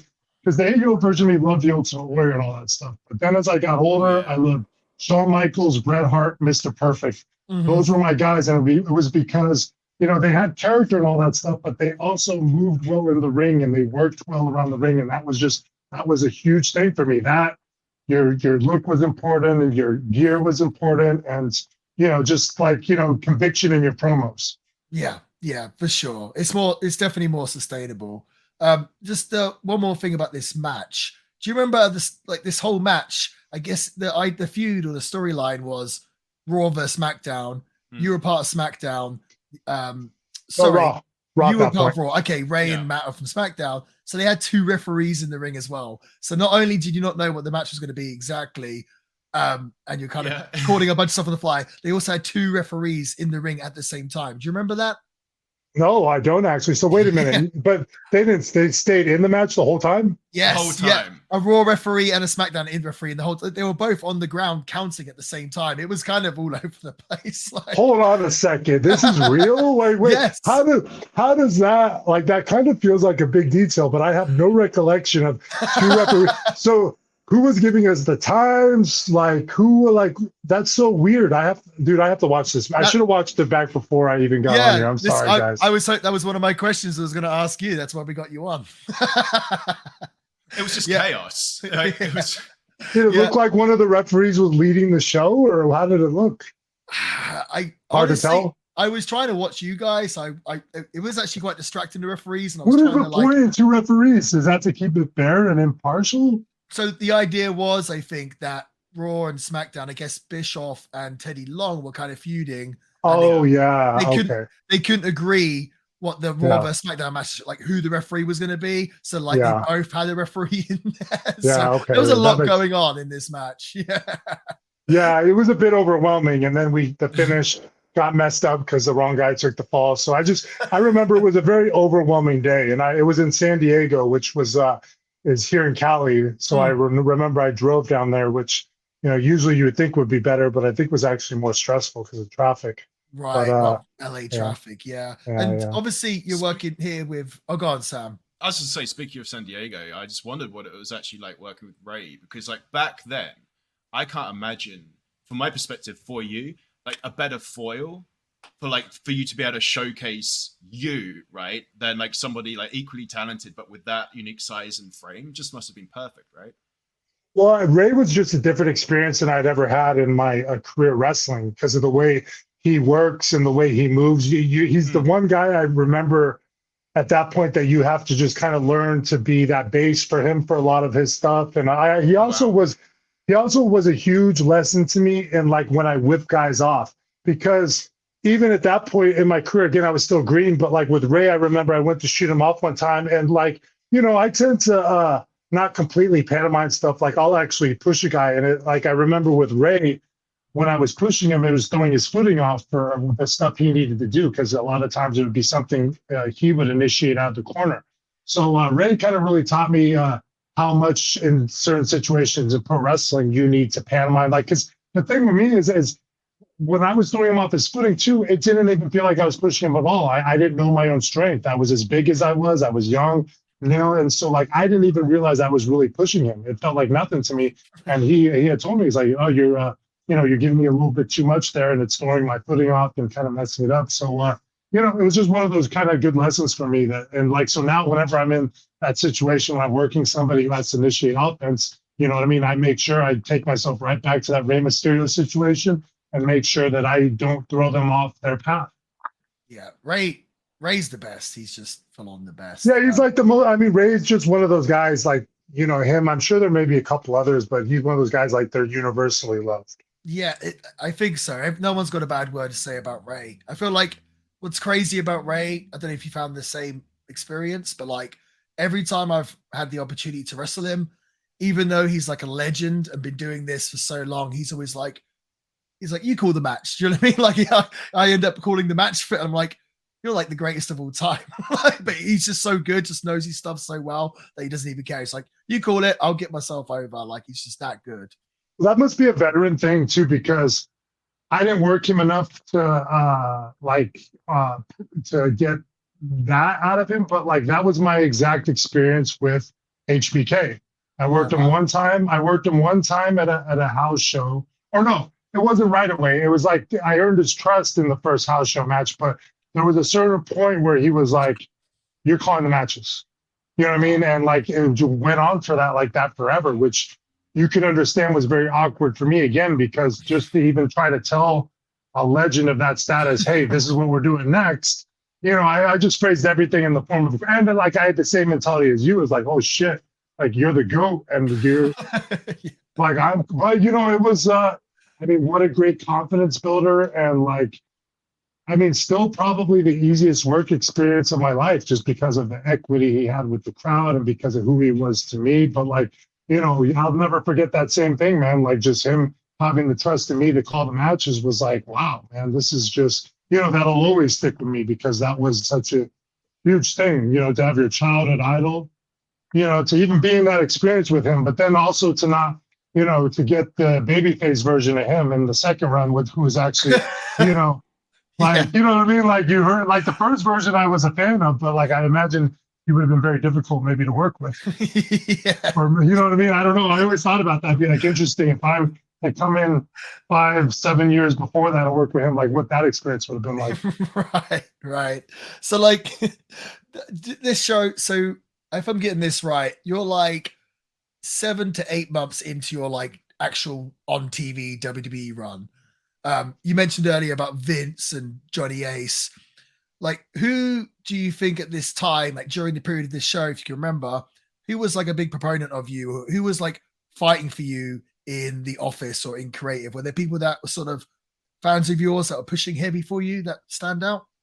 I think Vince was a big fan of mine. I reminded him of Paul Orndorff, and I know that Vince was obviously because of my body and stuff. You know what I mean? Like, Cena and me never mixed well. You know, we came up in UPW, but I don't think Cena was really a proponent of mine. And I can't really argue with some of his reasons around that time frame. But again, I was so young. You know what I mean? Like, I always look back at my time with Cena. I'm like, you know, we started in UPW, and if you disapproved of how I went about things, you know, you should have just maybe just take me to the side and convey that, you know, try to guide me. But so I'd say like, you know, Cena wasn't a proponent for me, but, you know, Vince was, and Sean definitely was too, because, you know, the thing was, I've told people about this a few times, but I would work a lot with Sean and Cena around that time frame in various matches, singles, tags, and stuff like that. And, you know, it was very difficult to work with Cena, but it was easy to work with Sean. And that was because, like, me personally, I was at a point where I could have a good match with somebody who was better than me, but I couldn't have a good match with somebody of my talent or obviously a lesser talent or whatever. And Cena and me were close enough at that point. Like, he was way more over, obviously, because of, you know, his character and stuff. But, you know, neither one of us were Shawn Michaels. Right. You know, Cena would complain about me like out loud sometimes. And I just remember one time Cena said something, and then Sean rolled up in the same room and said, I didn't have any problem with him. And I was just like, thank you. Yeah, like, it's not all me, dude. Like, and I, you know, just looking back at it, I kind of realized now too, even just through, I think learning more about Cena is just Cena was very obsessive compulsive disorder. Like, you know, like, and he would let that go when he worked with guys like Sean and Flair and all that. But when he worked with guys like me, he would feel like he had to take over and take control. Because I remember even at a certain point, he was trying to call my heat for me, which if you're a worker in the business, you know, that's like a terrible way to work. Like, you can't have somebody calling your every single thing in heat because you're going to second guess your shit. And that's just not how it works. You know, it's their job to react to what I'm doing, not for you to call my offense. So, you know, it's just difficult. You know, some of the on-job difficulties in that first year. Well, it's funny you mentioned all of that, because I was thinking, so the era that you came in and were in WWE in this sort of time period, you know, they call it the ruthless aggression era. And ruthless aggression. And there seems to be so many guys from the ruthless aggression era that were kind of like either in the mid card or had come from, you know, like you from OVW. They had a short run at WWE and then just disappeared, and you never saw them again. Like, I'm thinking guys like Rob Conway and Luther Reigns and a bunch of different guys, even Snitsky to a degree. There were so many guys that just were there, then they were gone. You have, like, obviously we're here now, we're talking today, you're still wrestling all over the place. You've kind of stood the test of time and, you know, gone on to do sort of great things. What do you think made you different from the rest of those sort of guys in that era that had like a similar sort of I was younger. to you? I was the youngest too out of all those guys. You know what I mean? Like, I'm trying to think of who was comparable. I mean, Rene Dupree had come in at a really young age, but, you know, I was younger, and so I still had a lot more years. Like, I mean, think about it. I was signed at 19. So like, I kind of always approached it like, even maybe to a fault, I was like, I have all of this time because I'm getting in here so young. But really, that when I try to advise people getting the business now, I told them, like, you know, finish school and all that stuff first, because you're going to pick up life skills and stuff you need, and you're going to mature, and you're going to need that for professional wrestling. Because, you know, me getting in so young, actually, I feel like worked against me, because I just, you know, I needed to learn more about life and stuff like that before entering that kind of field. But I knew exactly what I wanted to do. So, wait, what was the question? Sorry, I feel like I might be trailing off. I guess like a lot of the guys, it's like they have their standing the test of time. Yeah.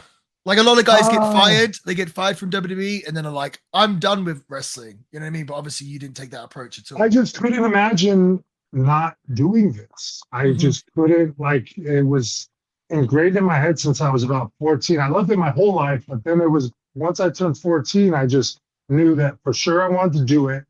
And I never wavered in that, even in like my early rejection before getting signed. Like I faced, I tried for Top It Up and stuff and faced rejection. But to me, it was always back to the drawing board, back to the drawing board. Then I got signed. And even to this day, it's still kind of like, I guess, back to the drawing board. It's like, okay, well, what do I have to do to, like we were talking about before we came on air, to maximize these last few years and make use of, what I think I'm still capable of now. And, but I don't know. I just love it. I can't imagine doing anything else. You know what I mean? And like people still kept booking me based on what I did in WWE. So, I mean, to me, when faced with the option, it's like, well, shoot, I'd rather travel and go perform regardless of if it's 200, 500, 5,000.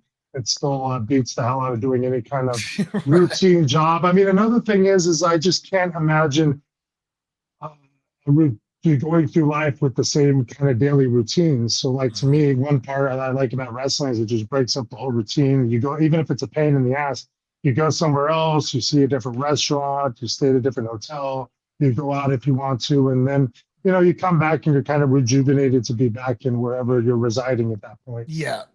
I always feel like that. I will say this, dude, if I would have been signed when I was 19 years old, I would have been fired within a week. Like that, you know what I mean? Like that's way too young, to like mature. Yeah, and I was so impressionable. I didn't have a dad growing up. Not that I'm trying to make this some somber story for me, but I came into wrestling and I didn't have my dad kind of growing up. So like I just was, and I wasn't used to a locker room atmosphere because I didn't play team sports per se. So it was just, and I'm not saying that like it just made it a very overwhelming. It was very cool though. Like it was just as cool as it was stressful. Like because I think any fan can imagine just if you're this hardcore fan and now you're stepping into that world and you're a part of that world, like you're going to have almost equal amount of excitement as maybe anxiety and stress because you want it to go well. You want certain people, obviously, if not everybody, to like you. And, it's just, it's why it's overwhelming too, is because it means so much to all of us. Like the ones of us that go to this extent to get in the business, it usually means like everything to us, you know what I mean? Because it is, we're passionate. We're passionate about this. That's the only reason you can really kind of get into this business, but then stay in it is because, man, you really love it and you're passionate about it. You've got to love it. There's a lot of bad stuff about it too. And you have, like, that's the thing is there's a lot that like people who wouldn't want to deal with, and then they usually might, get out or whatever. But so you have to be passionate enough to deal with like all the other stuff, whether it be rejection or traveling all the time or crappy promoters or whatever. Yeah, it's definitely tough. I don't want to take too much of your time. I know Sam was going on to me about when I told him Chris is coming on the show. He was going on, oh, I love the Master Lock Challenge. I love the Master Lock Challenge. So you wanted to ask something about that, Sam. Oh God, yeah, I love it. So all right, so you know when you're not actively thinking of anything, you just like get something that's just playing in your brain, like a screensaver for your brain. For some reason, for me, it's the Master Lock Challenge with the Big Show, where you refuse to participate until he's wiped down with a towel, which is just like so demeaning. And I just like, it's the funniest thing. Like that is my favorite kind of character recurring segment in wrestling is the Master Lock Challenge. I just think it's the funniest thing. But I've got to ask. I remember with that one, we tried to get it on him, but we couldn't. Oh, really? Right. Yeah, like, and then we were experimenting with other ideas. Like one of the ideas was to get a chain or something to make up the difference. But then we realized that made no sense because I think it takes the tension off the neck, I guess, which is the whole point, right? So I don't remember even what I just think I never got it on him, right? Right, and then, then you got in a mood. And then it all went to shit like it always does, which is why it's so funny. Well, that's because Carlito probably messed up whatever plan we had, because that's usually what happened around that era is we had some kind of plan and then Carly would deviate from it and it would all blow up in our face. But, that kept us, that was pretty entertaining for a time. Oh, yeah, definitely. I was just actually wondering, though, like, what did you have any kind of like challenges, like getting the Master Lock challenge, like segment idea, like pitched initially? Because like I said, they do often always just like embarrass the challenger and you and always go crazy. I just wondered how that was to like pitch, or if it was just smooth sailing. Well, it wasn't really my pitch, because I wouldn't have pitched something so basic, because I was, even as we were doing it, of the belief like, man, are people like, this is just, it's a full Nelson, man, is it enough? Right. But the company was very much in the way of, they were trying to recondition the fans to believe in holds again and stuff, because they had done really risque stuff in terms of finishes and tables and all that. So I don't know who pitched it. It was probably either Arn Anderson or Triple H, but I remember those were the kind of the guys who really helped me get it over and kind of believed in it and pushed for it. And again, when you really just logically think about it, and take yourself out of kind of the wrestling bubble mindset, it's legit. It's a legit hold. You just have to have the right person doing it. Like, they have Bobby doing it now. Again, he's the right person to have a big guy doing it. And it's something that everybody can understand, because, everybody starts doing it on each other when they see it on that too. And then they realize like, oh, well, this is legit. If you torque the guy's neck forward, that's going to cut off the blood flow. They turn purple, they pass out. Yeah. Well, Bobby beat the challenge, didn't he? Did you pass the torch to him, or is that why he does it? Well, unknowingly, I guess I did. But like, when I look at wrestling in general, as a whole, it kind of almost makes sense that the guy, Bobby breaking it would be the guy to adopt it. You know what I mean? When you just think about that, it's like, oh, well, okay, that kind of makes sense. Doesn't change the fact that, and I've been pitching this for a while now. I mean, I'd love a Hurt Lock versus Master Lock situation, and I think it would be a cool and different match in this day and age, but we'll see. But I think sometimes that WWE is the type of place where they might not even want to remind people of the Master Lock. You know what I mean? I'm not. I feel like, well, I feel like every now and then they'll, the Rumbles and stuff, they bring people from the past. So I wouldn't necessarily. I kind of get what you're saying. My question, I guess, about the full Nelson. Be honest, like when Bobby started doing it, did it kind of annoy you at first, or were you kind of like, oh, it's cool, he's kind of keeping it alive? And how did you feel at first? Well, I was just kind of indifferent.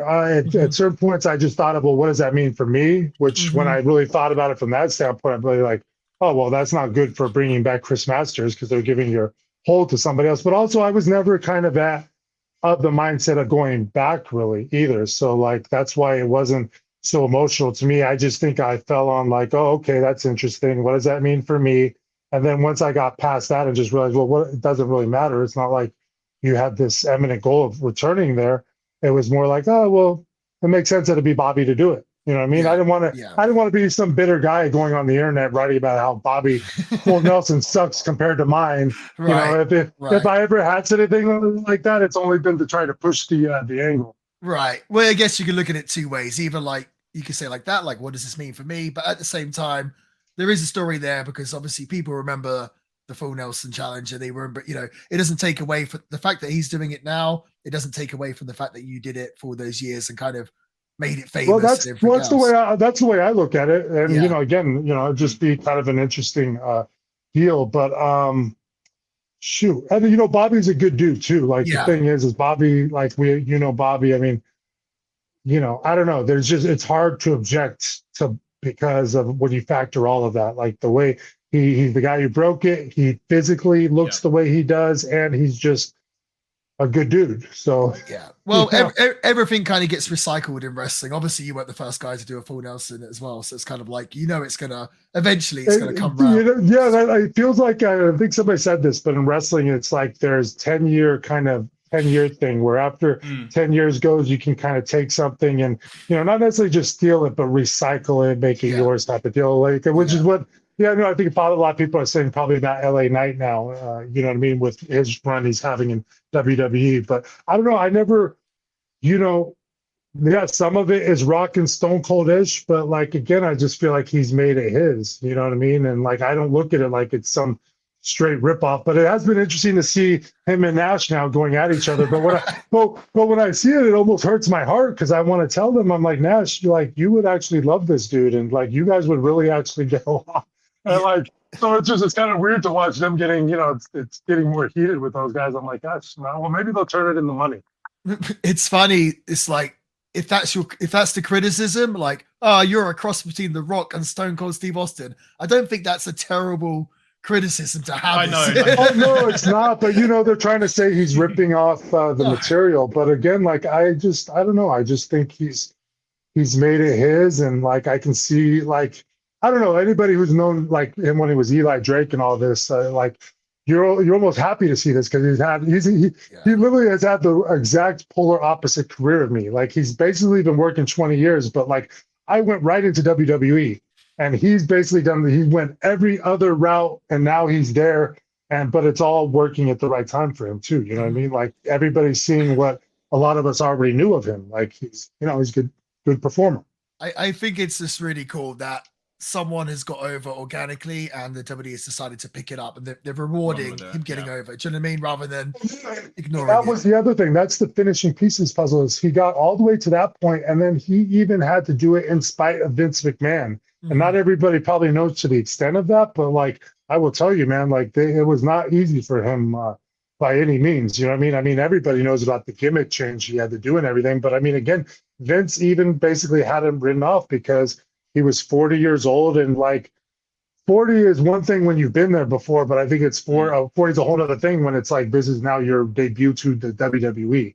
Right. Yeah, that's interesting way you put it, like the opposite to your career. Oh, complete. Yeah, like it's a trip to see, but it's also inspiring, man. When I see him, I see Bobby, I see Carlito, even though Carly hasn't re-debuted. It's not, I never have any hate for any of these guys. If anything, it inspires me. It's like, oh wow, like there's still a chance for me to do something. You know what I mean? In this, exactly, you know what I mean? Exactly. I mean, you just said about, I'll just ask you a few more questions because I don't want to take up too much of your time. But you mentioned about, obviously you spent a couple of years or a year or so at OVW. Have you heard or seen this new OVW documentary on Netflix yet? No, but I do plan to watch it. And I did return to OVW about a year and a half ago, or maybe even 2 years ago, to work with Mr. Spectacular. So I got to see what they're doing now. You know what I mean? Which is, it's still the same OVW, but obviously it feels a lot different right. At the same time. It's weird going back, but I'm definitely going to watch this series. I mean, I know quite a few guys I know in it, Fanny Pat Kid is in there, Cal, Hero. And so have you watched it? I watched all 7 episodes. Yeah. And it was pretty good. I think. Is it like is it documentary type stuff? Yeah, but it's shot very well. Like the wrestling scenes that they shoot, it's like a movie. It's done so well. I think for me, it's kind of funny because like the story is like a struggling wrestling company.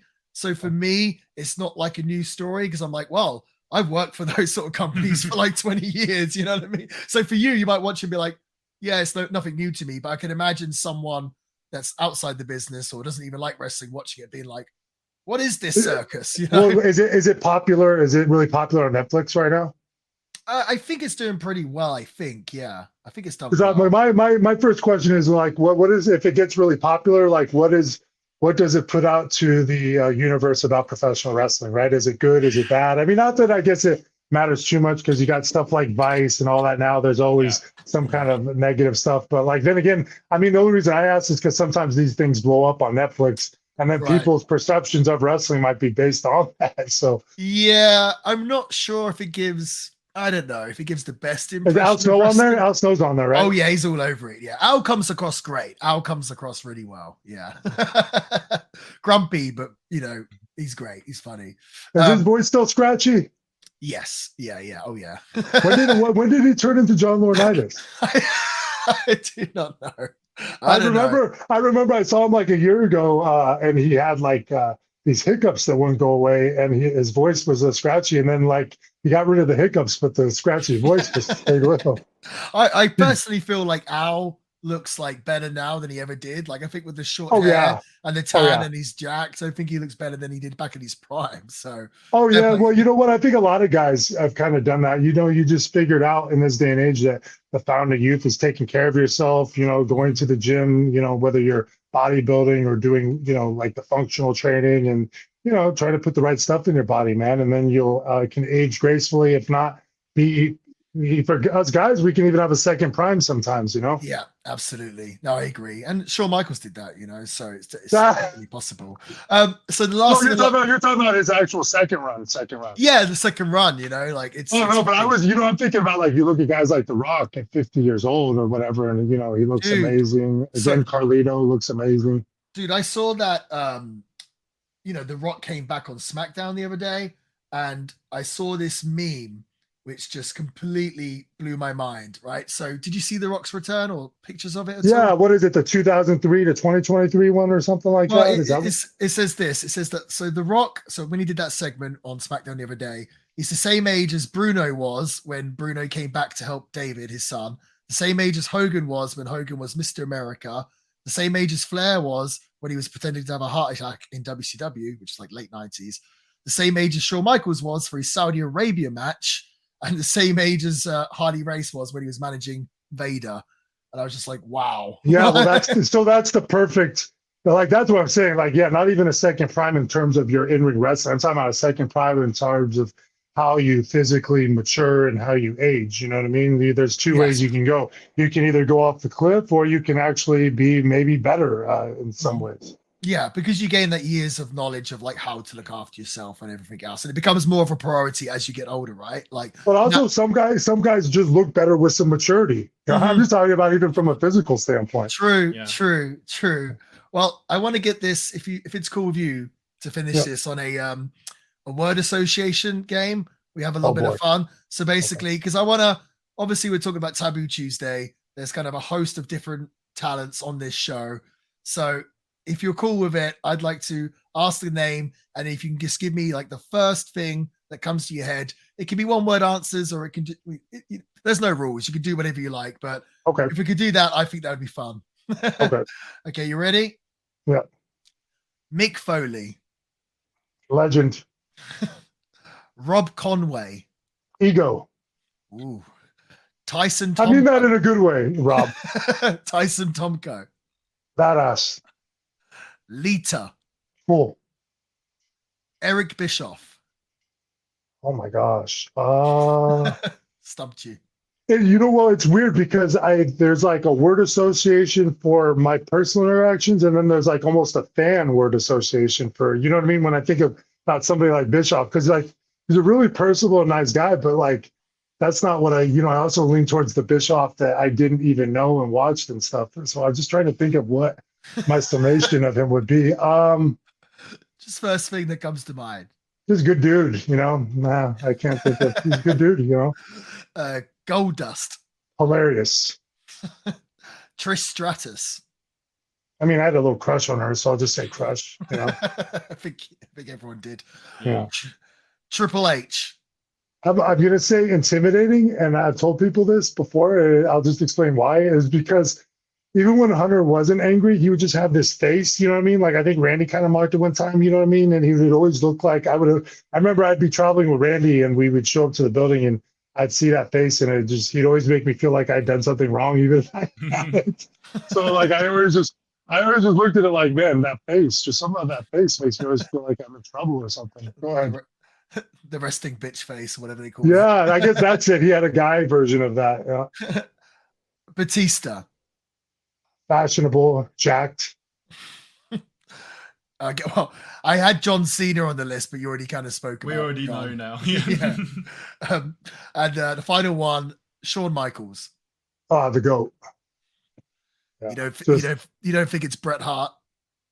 Well, I mean, Bret and Shawn were both my guys, but Shawn was always like my main. I don't know, like it's hard. It's one of those things because I never want Bret to pull up something, and it's like one of those things where you won't want Bret to hear that because I love Bret that much too. But like both of them were just my guys. But Shawn really just the showmanship and stuff and the athleticism and But again, Bret was they were just so different too. There was stuff about Bret that you could also. He had a way of selling that was just as believable but different. You know what I mean? Mm-hmm. But like, I just know that like. My favorite version of Worker was always the heel that would bounce around, athletic heel that would bounce around and stuff like that. So that's why, Shawn and Flair were kind of and Perfect were like my main guys. Yeah. Again, people always compare them, but it's not really fair to compare because they're quite obviously different talents. Do you know what I mean? It's quite Well, also you needed both of them. Like their rivalry Right. too was a big part of each of them because it was so real, especially to us watching, and we knew it was real, and Mhm. how competitive. Like that's what you strive for in any sport is guys who are that competitive with each other. You know what I mean? So yes. and that just makes for the best content, the best athletics, the best whatever, and that's what it was with them. Those guys were so competitive with each other, and it just gave us some really compelling stuff to watch because we knew it. Absolutely, absolutely. I'm sorry I tried to make you choose. Honest. So before we really appreciate you coming on the show today, Chris. Whilst you're on air, do you have anything that you have coming up, or anything you want to plug, or even like where can we find you? Yeah, just I'm mainly active on Instagram. Follow me on Instagram at Chris Masters 310, and then obviously I've been working with NWA Wrestling. So anytime you want to, you can type in NWA and Chris Adonis, which is what I go by now, more so than Masters. You can check out some of that. I feel like I've done probably some of the best work of my career in the last couple of years. So check out anything that might be on YouTube, or all their content is on Fight too. Awesome, awesome. Well, Chris, thank you so much. I always just really enjoy talking to you because, sort of like me, you're just so passionate about wrestling. So this was like the perfect show to have you on. You've always got great insight. You're always a good brother. So thank you so much for coming on the show. Really appreciate it. And Thank you so much. yeah, I really hope I get to run into you soon. And if I don't see you in person soon, I hope I get to see you on TV somewhere soon. Would be very cool as well. So No, I always have a saying in these moments, bro. It's always till next time. And who knows where we'll be, but I'm sure we'll be somewhere on this planet, and we'll be getting ready for a wrestling show. Hopefully we'll have our towel ponchos made, and maybe Lito will be there again, or who knows. that would be lovely. Thank you so much, Chris. I really appreciate it. Thank you. All right, brother. Take care, guys. Thank you. I can't believe it's real. That doesn't surprise me. I don't feel like they can do something like this on this scale. They can't have 6 million people voting and it not be real. That just would not be good business. Yeah. The way they get around it, and we kind of discussed it with Chris just then, is they'll give you choices, but they're always pushing towards one. Like this one, it was very obvious that Ray and Matt Hardy were going to win. And I think even like the year previous, they had a match where I can't remember who it was, but the choices for stipulation were it was like a street fight, a hardcore match, or a no holds barred match. And you love the gimmick matches, and they're all the same thing. Do you know what I mean? Right. So that's where I feel like we said about the idea, the concept of the show is really cool, but I don't feel like they really went all the way with it. Because even later, like I'm not doing spoilers here, but they have Triple H versus Ric Flair, and they've got like the stipulation choices are a normal match, a submission match, or a cage match. So already the cage match is obviously going to win. But then you had Flair on Raw asking the audience, please vote for cage match. I want a cage match. So like, it's like the fans have the choice, but at the same time, it's kind of like, WWE is steering them in the right direction. Yeah.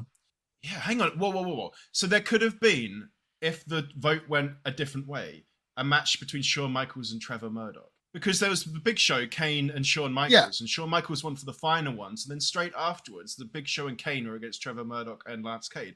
So if Kane won, for example, does that mean it was going to be Shawn Michaels in the match with frigging Trevor Murdoch? I mean, first of all, you're getting ahead of ourselves, but yes, you're right. I know, but I'm just having this kind of crazy... There's a parallel universe somewhere where that match actually happened. But that was never going to happen either. No, of course not. Well, actually, that might be another reason why they don't do it nowadays, because they're probably wise to the fact that Reddit or 4chan will kind of prank it. Yes. And like mass vote something silly in. This did happen with one of these shows where they pushed, I can't remember what it was exactly, but they pushed the audience to pick one person and they went with somebody else. It might have been with Matt Sydal, maybe. I can't remember now. But basically the audience, they kind of got wise to it and steered away from WWE's direction. So right, I think it would be really fun to do it again, do it legit, give us like actual choices where completely varied, where everyone can win. Yeah. When you were like, oh, I want to take a kind of relatively simple submission and just kind of try and get as much mileage out of it as I can, right, with the chicken wing. Did you look to Chris Masters as like a model or like an inspiration on that? Or was it just coincidence or what? Yes and no. I don't necessarily think I saw that and that gave me the inspiration to do the chicken wing, but I think I used that as a reference, as in, someone has shown that you can get a basic move or a basic submission over with the audience if it's portrayed and protected the right way. Do you know what I mean? Awesome. Yeah. So yeah, I mean you were asking me a few weeks ago, like, what examples of simple submissions or simple finishes do you like or think work well? And of course, the full Nelson, you can't get much more basic than that for Masters, and he got it over to the point where, as we discussed with Chris, they're still doing it now with Bobby Lashley. Mm-hmm. So, but yeah, that was very nice of Chris to come on the show. Very generous with his time. I said, Chris, can I just borrow you for 10, 20 minutes? And we end up speaking for over an hour. So thank you so much, Chris Masters. Chris. Backstage, we see Mick Foley. Later tonight, he has a match with Carlito where the fans get to vote on which persona of Foley they would like to see, whether it be Cactus Jack, Dude Love, or Mankind. He is backstage and he asks someone off camera if he thinks that they got their luggage mixed up whilst he's holding up some lingerie. And then the camera like steers off. We see Maria and she's wearing a Mankind mask. And she's like, I think maybe we have, or something like that. She then says, interesting smell.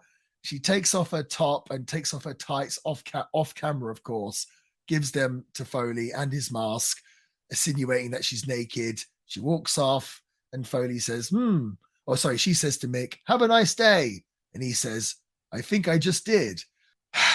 Could this be the hokiest segment ever recorded?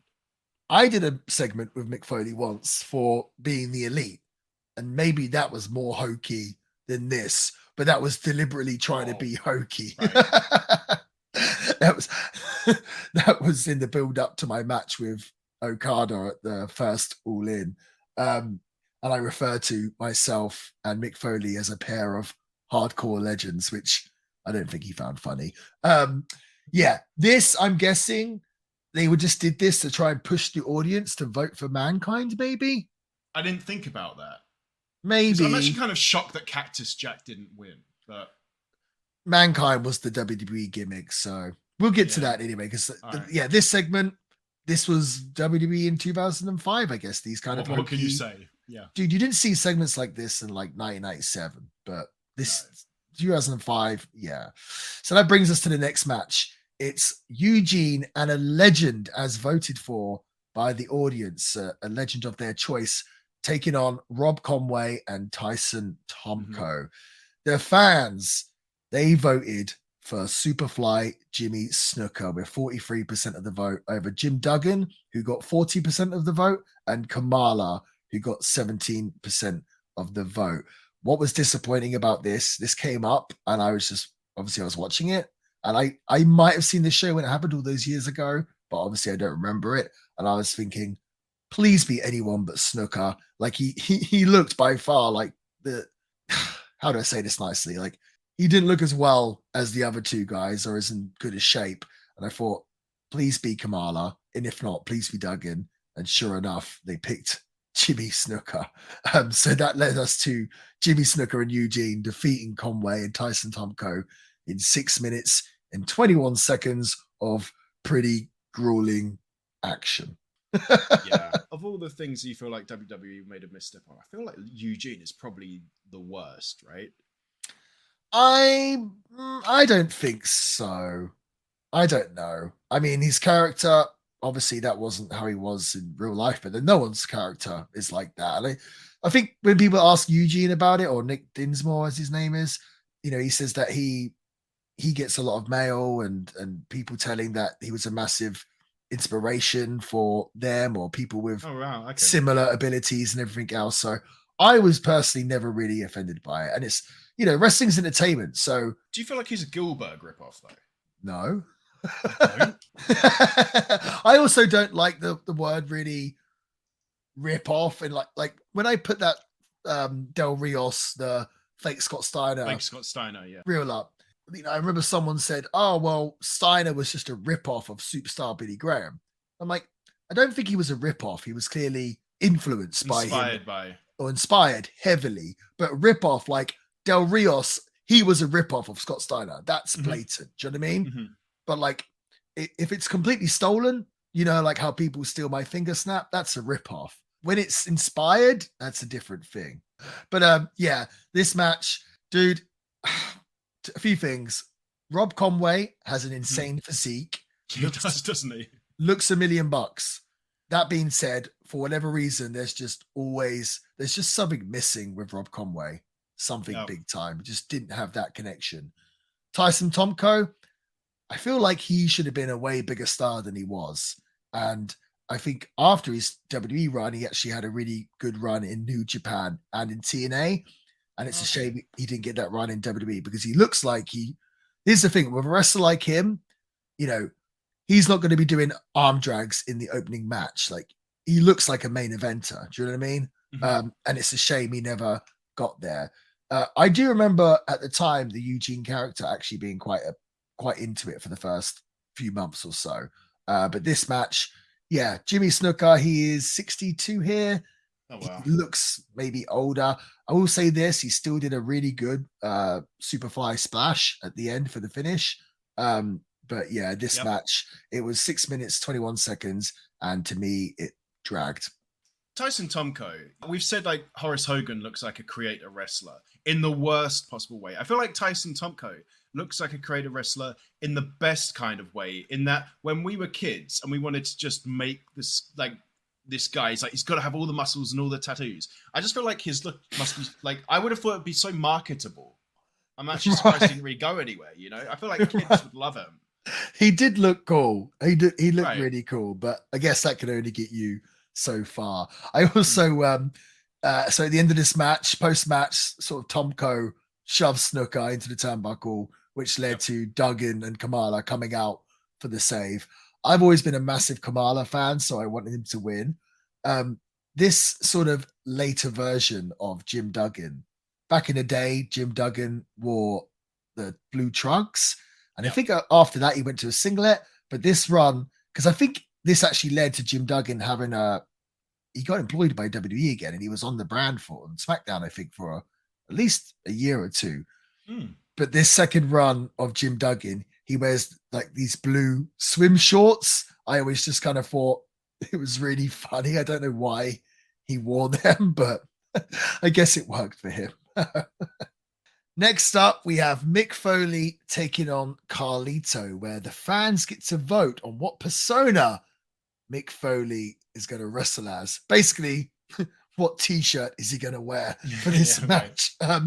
The votes come in. Dude Love comes last at 13%, Cactus Jack at 35%, and the winner is Mankind with 52%, which leads to Mankind defeating Carlito in 7 minutes and 22 seconds. Now, I have a few things I want to say about this.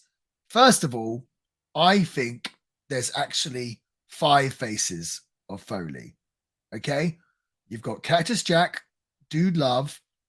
You have early Mankind, basically the deranged Mankind that wore the brown. That wore the brown tights, the brown top, everything else, that hang out in the boiler room with rats and everything else. Then you've got the Mankind, which was kind of later on in 1999, that teamed up with The Rock and was basically Mick Foley wearing the Mankind mask, but with the white shirt, the jogging bottoms, and a tie, and Mr. Socko and everything else. And have a nice day one. Yes. And then number 5, just Mick Foley as himself. That's another face of Mick Foley. So I don't think it's 3 faces of Foley. To me, it's 5 faces of Foley. And I was actually kind of annoyed with this because surprisingly, they played the deranged Mankind's music. And I was like, huh, that's interesting, rather than the famous kind of car wreck that Mick Foley, that music. But then he comes out and he's wearing the shirt and the tie and the jogging bottoms. So it's kind of like, huh, this is not really, you're playing the wrong music for this Mankind, I thought personally.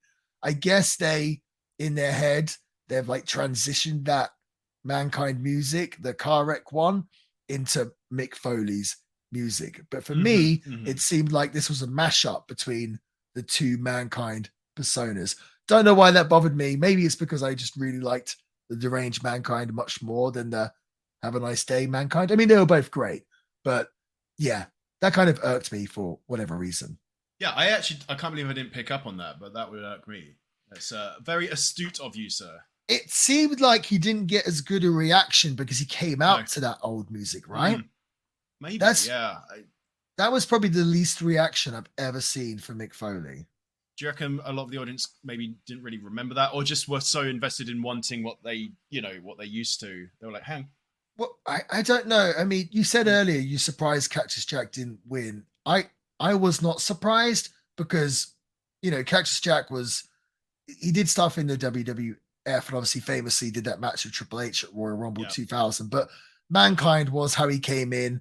Mankind was the one that he did the most in the WWE, and it was the WWE's creation. And like his best-selling autobiography, like it's like from Mankind, he's at the peak of the Attitude Era, he was Mankind. So that I wasn't surprised about. He here, as in Mick Foley, he's 40 years old. I love Mick Foley, but he didn't look in the best of shape here, did he? No, he didn't. The juxtaposition of Carlito having to fight Cactus Jack would be kind of funnier, right? In a weird way than Mankind. Cactus Jack's supposed to be like the most sort of vicious side of Mick Foley, Unhinged, right? Yeah. The most unhinged. So I would have liked to have seen that personally. I will say this. Carlito should have gone over here. I was really actually quite surprised when Foley won this match. I felt like this should have been Carlito's time, I felt like anyway. Yeah, I felt the same. I like both of them. Actually, sorry, I don't like Carlito. He's annoying. That's the entire point. But he was great, right? Yeah. I just want to slap him. But no, I agree. But Mankind and Carlito isn't exactly kind of like a battle for the ages, is it? This didn't really light me on fire. The thing that I take away from this most was this was the point in the pay-per-view where I noticed that someone in the crowd has sat and made a sign at home, drove it all the way to the arena and proudly displayed it, and it just says Taboo Tuesday. That's the name of the pay-per-view. So it's I must have been kind of checked out to kind of notice that, but it was kind of funny. Dude, I was in Mexico a little while back and I was in a 6-man tag against Carlito, and they wanted me to beat Carlito in the match. And the finish I came up with was, I think, one of the best finishes. I wanted Carlito to bite the apple, go to spit it in my face, but as he spits it, I open up the umbrella so it doesn't get me. The referee moves the umbrella, he comes towards me. Like as the referee is taking the umbrella out the way, I low blow Carlito and small package him. And Carlito loved the finish. And I was like, this is going to be sick. Guess why we didn't do it? I don't know. You weren't allowed an umbrella on the plane for terrorist reasons. No. Carlito didn't have an apple with him. I was like, Carly, it's kind of your thing, guys. This is your whole gimmick. Like, you didn't bring an apple. So he was like, we'll save it for next time. We'll save it for next time. Now I think he's employed by WWE again. So I hope Carlito carries one of those man bags around his chest like Chris does now, but just with apples in it. Just full of apples. How can Carlito, of all people, forget to bring an apple? I don't know. My God. I don't know. Do you feel like he looks better now? Like, he looks in really good shape now, doesn't he? He's definitely a body guy now. He looks amazing. Yeah. Yes. Next up, Eric Bischoff was in the office complaining on his cell phone about Teddy Long. Vince McMahon shows up and Bischoff is sucking up to him. McMahon said he's ready for the Raw vs. SmackDown match. McMahon wasn't able to watch it and he asked if Raw had lost. And then Bischoff admitted that they did. And Vince ripped on him since this is a Raw pay-per-view. Bischoff complained that Teddy Long had cheated. McMahon said he was disappointed in Eric Bischoff. And McMahon said this isn't the same Eric Bischoff that damn near put him out of business. Vince says he hates excuses, so he asked Eric what he's going to do about it. Bischoff asked Vince what he'll do. Vince said he's not going to do a damn thing, and he told Eric he's on his own. Vince asked him for his creative and killer instinct. Vince wished him luck in the next Raw vs. SmackDown match, which is Batista representing SmackDown and the coach representing Raw, and Vince left. So, this show, there's a few backstage segments, but it's not overly heavy like a lot of other WWE pay-per-views we've watched. Eric Bischoff, to me, is so underrated as an on-screen persona. People will give him credit for coming up with the NWO, beating WWE in the ratings, but as an actual performer, especially during his WWE run, I thought he was such a great performer. Considering he's not a wrestler or an actor or anything else, he worked in the office of WCW. To be that good of a on-screen personality, I think, Bischoff is one of the best. Yeah, I agree. And I just love it when they're together, him and Vince, when they do things like this. It's just great to watch. I think on our Invasion episode, you mentioned that when Vince bought out the WCW, he wanted to keep Eric around in a purely like on-screen role because he liked what he had so much. Is that right? I believe so. Why. Yeah. I think he's obviously got respect for Bischoff because of what Bischoff did, even though I'm sure during the Monday Night Wars he hated Bischoff. But yeah, I just feel like people don't talk about Bischoff as a performer enough. And I will say this: he does a great podcast with friend of the show, Comrade, and I do quite often. If I'm struggling, this sounds bad, but I actually mean this as a compliment. I will often put my AirPods in and listen to Bischoff's podcast when I'm trying to get to sleep. And I think that always sounds like a knock when people say that, like, oh, it puts me to sleep. But why is that such a negative thing? I think that's kind of a positive thing, is it not? That something could, like, going to sleep is nice. So why do people always say that in a kind of, talk about it in a way where it's a bad thing? I think that's a compliment, in my opinion. I do as well, because it's not up to, like us, for example, it's not up to us how people enjoy our content, right? We can't say, no, you have to actively listen to us. As long as they get enjoyment out of it, then it doesn't matter. And there's lots of things that there's TV shows that people put on to go to sleep. For me, oddly, it's the X-Files. Yeah. But, we all have our thing. And I think that's if somebody said to me, hey, I listen to your podcast to get to sleep, I'd take that as a massive compliment. Oh, 100%. They love the soothing sounds of our beautiful voices. Exactly. So next, we're going to see the 3 choices for the third man in the main event tonight, which is a world championship match between John Cena and Kurt Angle. And the third place is up for grabs. The choices are Shawn Michaels, Kane, and Big Show. And basically, the 2 runners-up will get a tag team championship match next. So Big Show comes in with 16%, Kane with 38%, and Shawn Michaels with 46%. So no real surprises there. If anything, I mean, Kane had 38%, Shawn Michaels with 46%. It was closer than they probably were hoping, because clearly they wanted it to be Shawn Michaels. I think they even had Shawn Michaels win a 3-way match with Big Show and Kane on Raw like a week or 2 before this, and they were clearly setting up for Michaels. But Kane was in there with a close second. So, yeah. And I guess the reason why they did this reveal earlier was it's because they got the tag team championship match up next. So, and also, I guess it also gave the guys more time to plan a world championship match on pay-per-view, even though they all probably knew it was going to be Shawn Michaels in the first place. So that leads to our next match, where Kane and the Big Show defeat Lance Cade and Trevor Murdoch to win the World Tag Team Championships in 7 minutes and 59 seconds. Sam, can you think of any more two wrestlers than the Big Show and Kane that have had more face and heel turns than the two of them. I was thinking of that actually while I was watching that match. It's interesting that you brought that up, especially Big Show, because sorry, go on.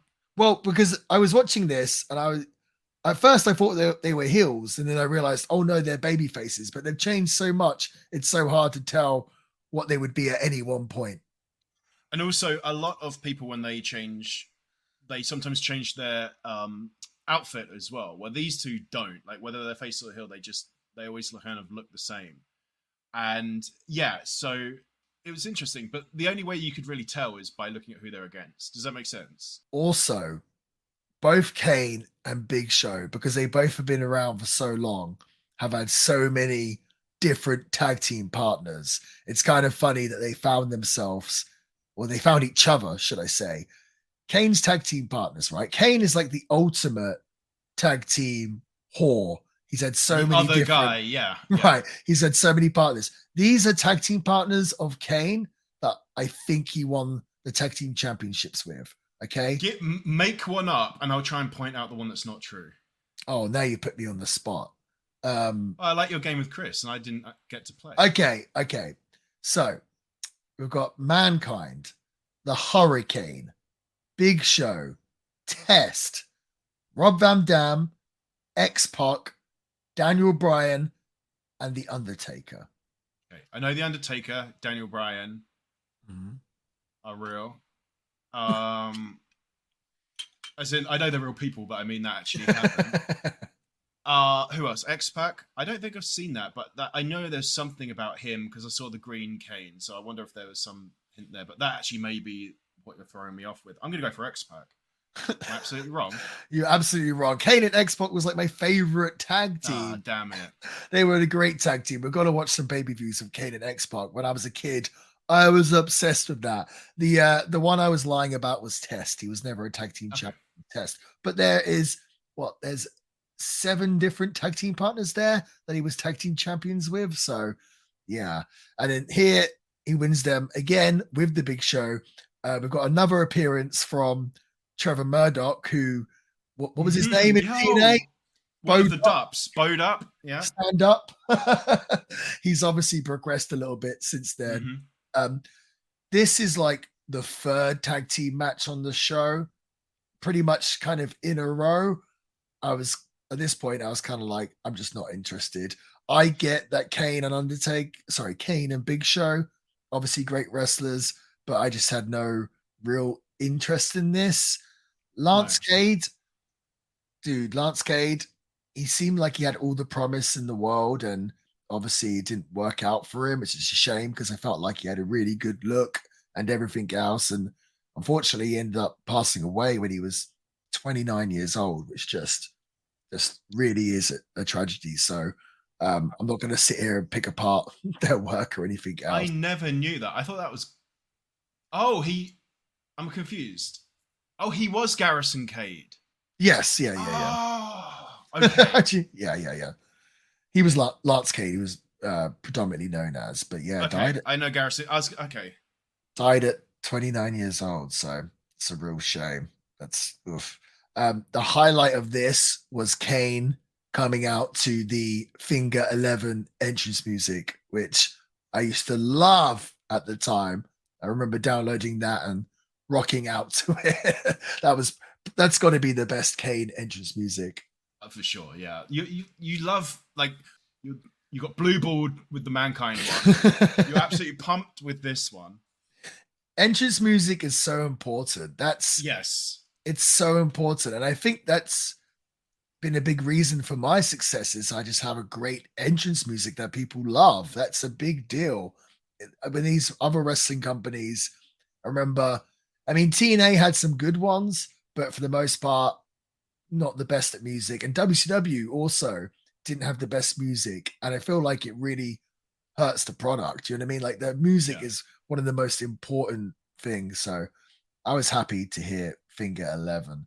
And I'm assuming, Sam, you're going to be happy because the next segment is Vader and Goldust in the locker room with Jonathan Coachman Turned Also into Sean known- Connery for a second.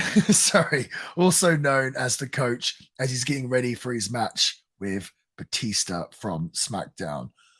What I was a little confused here. Was the coach supposed to look like The Rock. The Rock, or was it just coincidence?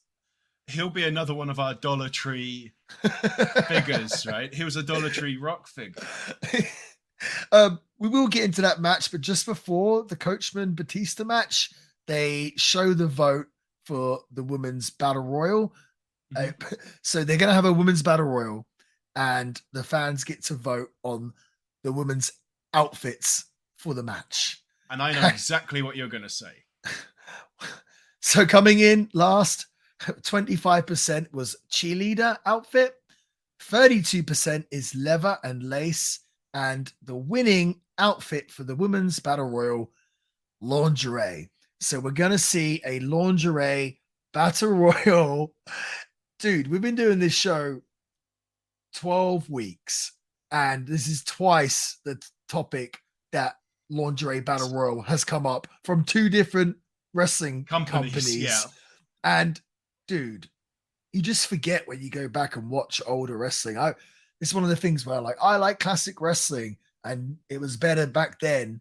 And you watch it back, and there are things that you think, oh, actually, no, wrestling is better now in certain parts. And I feel bad. Like Mickey James, obviously, I know really well, and I guess I'm jumping ahead of myself. I'm going to get to the Coachman match, but I don't know, just the idea that we're voting on the women's outfits, and it's not like, oh, I want to see them in Halloween costumes. It's like lingerie is going to win.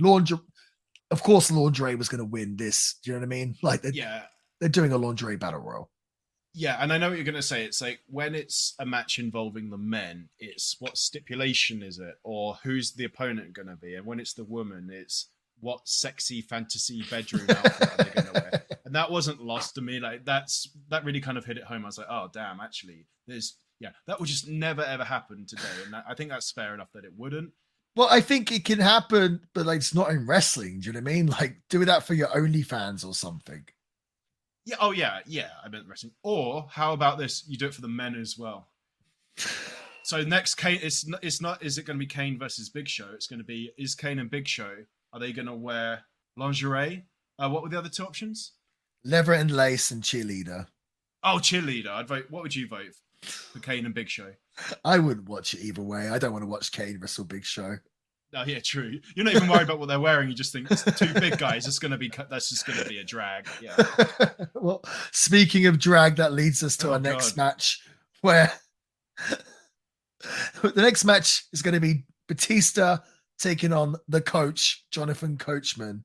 And now, originally, this was supposed to be the coach versus Stone Cold Steve Austin. And I guess for whatever reason, Stone Cold Steve Austin refused, even though they'd already been promoting it. And I think he was probably right to refuse because he's been retired for a good couple of years at this point. I'm sure if he wants to come out of retirement, it's probably not to have a match with Coachman. But the votes come in on what type of fight the Batista versus the coach will be. Last came arm wrestling with 3%. Second came debate with 6%. And the winner, obviously, with 91%, a street fight. So it was just, again, like, who's going to vote for a debate or an arm wrestling match over a street fight? Just kind of ludicrous. The crazy thing about this, I completely forgot that Vader and Goldust were here. What is Vader doing in the WWE in 2005? This is so bizarre. And his entrance video still is like from when he was back. It's just like the quality and the effects that they could pull off were just straight back from when he was in his prime. Just copied it wholesale into 2005. So for people that don't remember, I guess Vader and Goldust they're on the side of the coach. Jonathan Coachman at this point was a heel. The coach, Jonathan Coachman, might have the worst entrance music any wrestler has ever had in WWE. So bad. So bad. Do I'll you reckon put it's deliberate or by mistake? It's got to be 100%. deliberate, right? 100% he's an annoying heel character. Yeah. They gave him annoying heel Yeah. entrance music. Just unbearable. But anyway, of course, well, I guess not necessarily of course, because Coachman did have Vader and Goldust. It essentially is a handicap match. Batista at the time is the SmackDown World Champion. Batista beats Coach in 4 minutes and 22 seconds. This was pretty damn awful. I'm a massive Vader mark, but Vader from his prime. He's 50 years old here, but he doesn't look in a great way. Even your boy Goldust doesn't look too good here. He's in like 10 times better shape now. So yeah, this just seemed so out of left field, so random. I just didn't understand why they'd brought in Vader and Goldust to be with the coach. It was so odd. I don't know. I'd love to know the backstory of this. I need to find someone that worked in creative at the time and work out what was going on. Yeah. Next up, we have, as I mentioned, the women's lingerie battle royal. Fulfill your fantasy battle royal. Yes. Obviously, lingerie won. There's only 6 divas in this battle royal, so a small battle royal. We have Mickie James, Victoria, Ashley, Candice Michelle, and Maria. Oh, and of course, Trish Stratus, who, she wins the thing. 5 minutes, 23 seconds. There's nothing to say about this other than it came down to the 3 workers, which was a good idea. Mickie, Victoria, and Trish.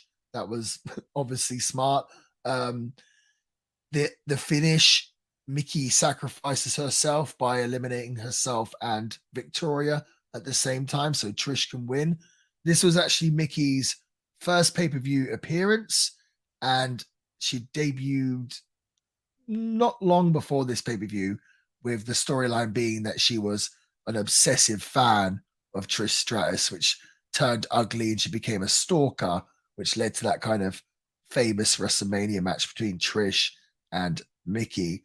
But yeah, after the match, they go to interview Trish Stratus, and Mickie takes the microphone and just starts saying about how Trish is so amazing and she can't believe she stood near the Trish Stratus. And you can see Trish getting really frustrated with her, and we're setting in the seeds for this. Oh, I think this woman is crazy, and I think she likes Trish a little too much. That was without doubt the highlight of this whole segment. And I think that stalker storyline was just so perfect because, I mean, look at Trish Stratus. You can totally see this being real life, huh? For sure. And actually, when at the end of the match, when she was being interviewed and Mickie just kept interjecting and just gushing about how Trish Stratus is great. Every time Victoria and Trish Stratus are on an episode, I seem to gush over them. When I was watching it, I was like, oh my God, I'm Mickie James. I actually didn't mind this. I know it was whatever you want to say about it. I actually kind of enjoyed it. I noticed it was a battle royale, and Mickie and Victoria went out through the middle rope or under the middle rope, and I was like, hang on a minute, but I didn't want another steamboat incident. So then I looked up the official rules for WWE, and in a women's battle royal or Royal Rumble, they can be eliminated not just over the top rope, but through the middle and bottom ones as well. They say and that interestingly, I must have missed that, but interestingly, those rules came about for women's Royal Rumbles as well, way before the first Women's Royal Rumble, which is 2018. I don't think that is the rules for the Women's Royal Rumble now. In fact, it's not. They have to go over the top rope. They changed it, did they? Okay. Yeah. When they used to do these women battle royals, they could go through the ropes, but I think since they started the Women's Royal Rumble, it's always been over the top rope. That. Okay. Yeah. For sure. So that brings us to our Intercontinental Championship match. Triple H in an Intercontinental Championship match in 2005. What could the story be here? Well, he's taken on the IC champion, Ric Flair.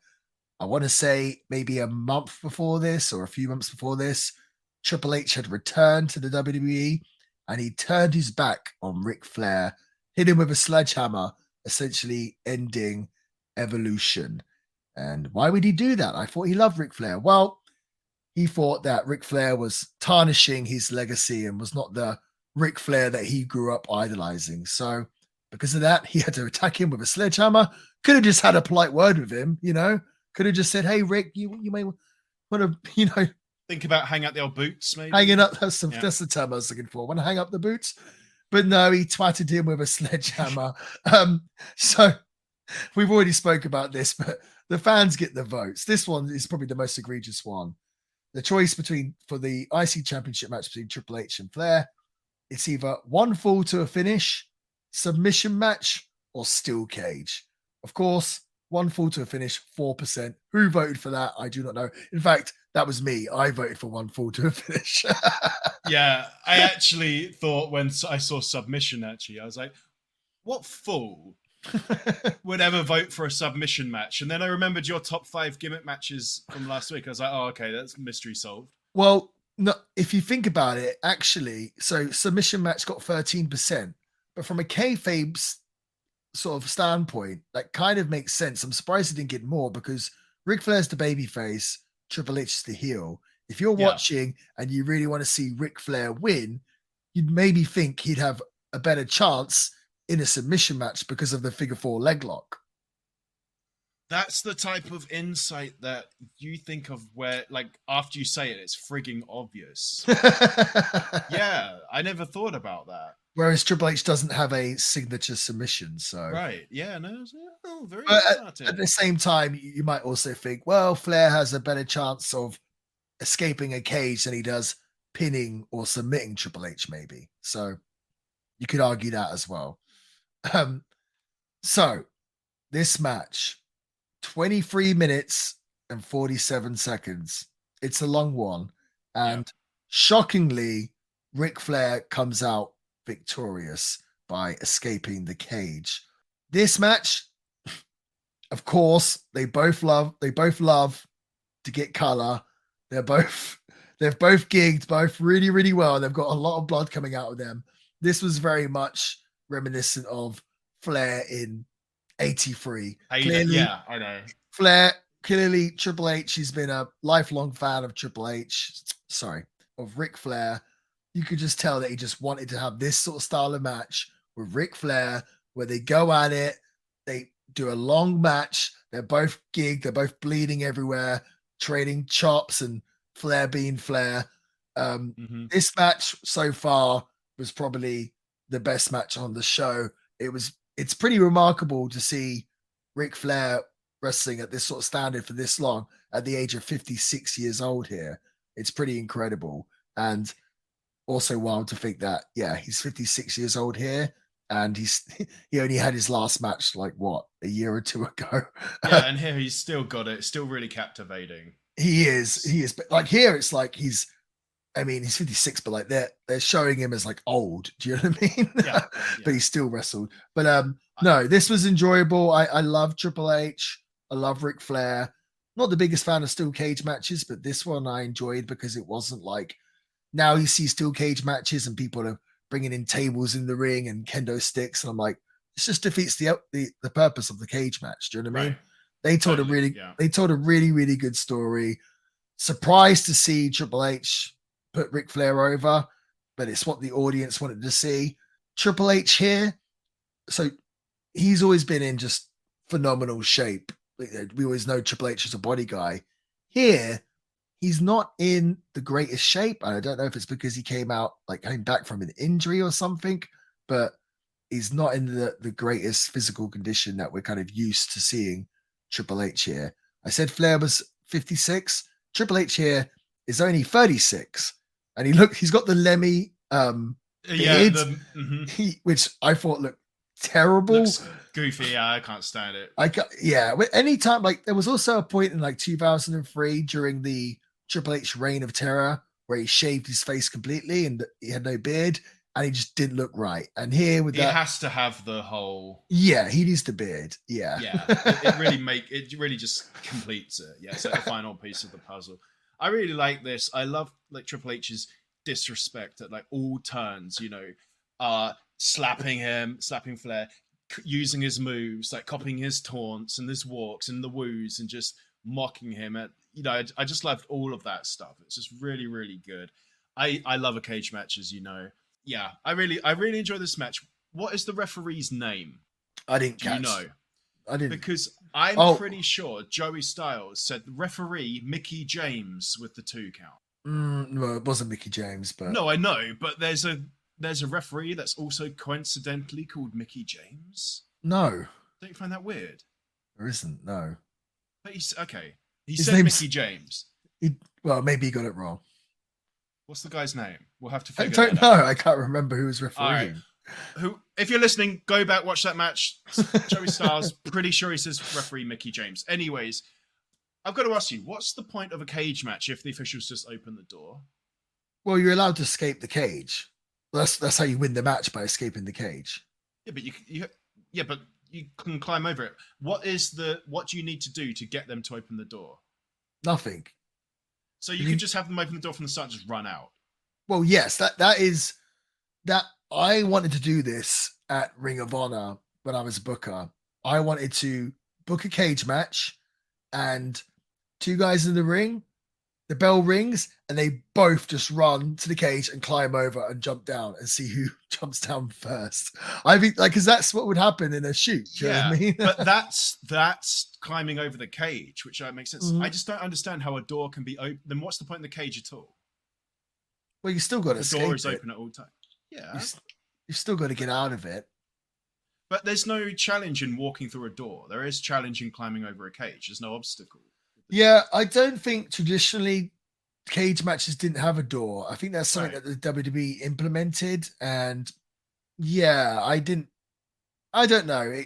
I never really thought about it like that where I didn't like it. I think it's fine because you still got to beat up your opponent enough to get out the door. And it does make for a lot of good sort of dramatic moments where wrestlers are trying to reach out to get through the door and their opponent's stopping them. I don't dislike it personally. I do dislike it, and we'll just have to leave that. I dislike more pinfalls in cage matches. Oh, I feel like you have to escape. I Right. just wish it was always over the top. Yeah, what's the point of a pinfall? What's the point of a pinfall? I feel like when a cage ends in a pinfall, you're kind of like, well, what's the point? But overall, really good. Flair wins with these, I want to say 3 chair shots to the head. Triple H kind of gets his hands up, but I'm not a big fan, of course, of chair shots, but this was done in the right context. If you're going to do them as a finish, and they sold them really, really well, where Triple H looked like he was dead from the 3 chair shots from Flair. It was really dramatic, and I like the idea that the only way this 56-year-old man could beat the game is by resorting to steel chair shots These to the tactics. head. So yeah. so that I actually thought it was a really good finish. I agree. I just Googled, the referee was called Mickey J-A-Y, and unfortunately he passed away last year. Oh, that's a shame. Yeah. That Mickey rings a bell J, now. J-A-Y. Yeah, Mickey J. Henson. Or Mickey Henson. Okay. That rings a bell. Okay. But yeah, so far for me, I mean, dude, it's Triple H and Ric Flair. I mean, yeah, you're going to get entertainment. Right. I remember. So Flair came back to the WWE in 2002, and then he ends up having the match with. Is it Vince? He has a match with first, or he has the match with Undertaker at WrestleMania, and before long, he ends up basically being a full-time wrestler. Yeah. And I remember going to a house show during maybe 2003 or 2004, maybe even probably 2004.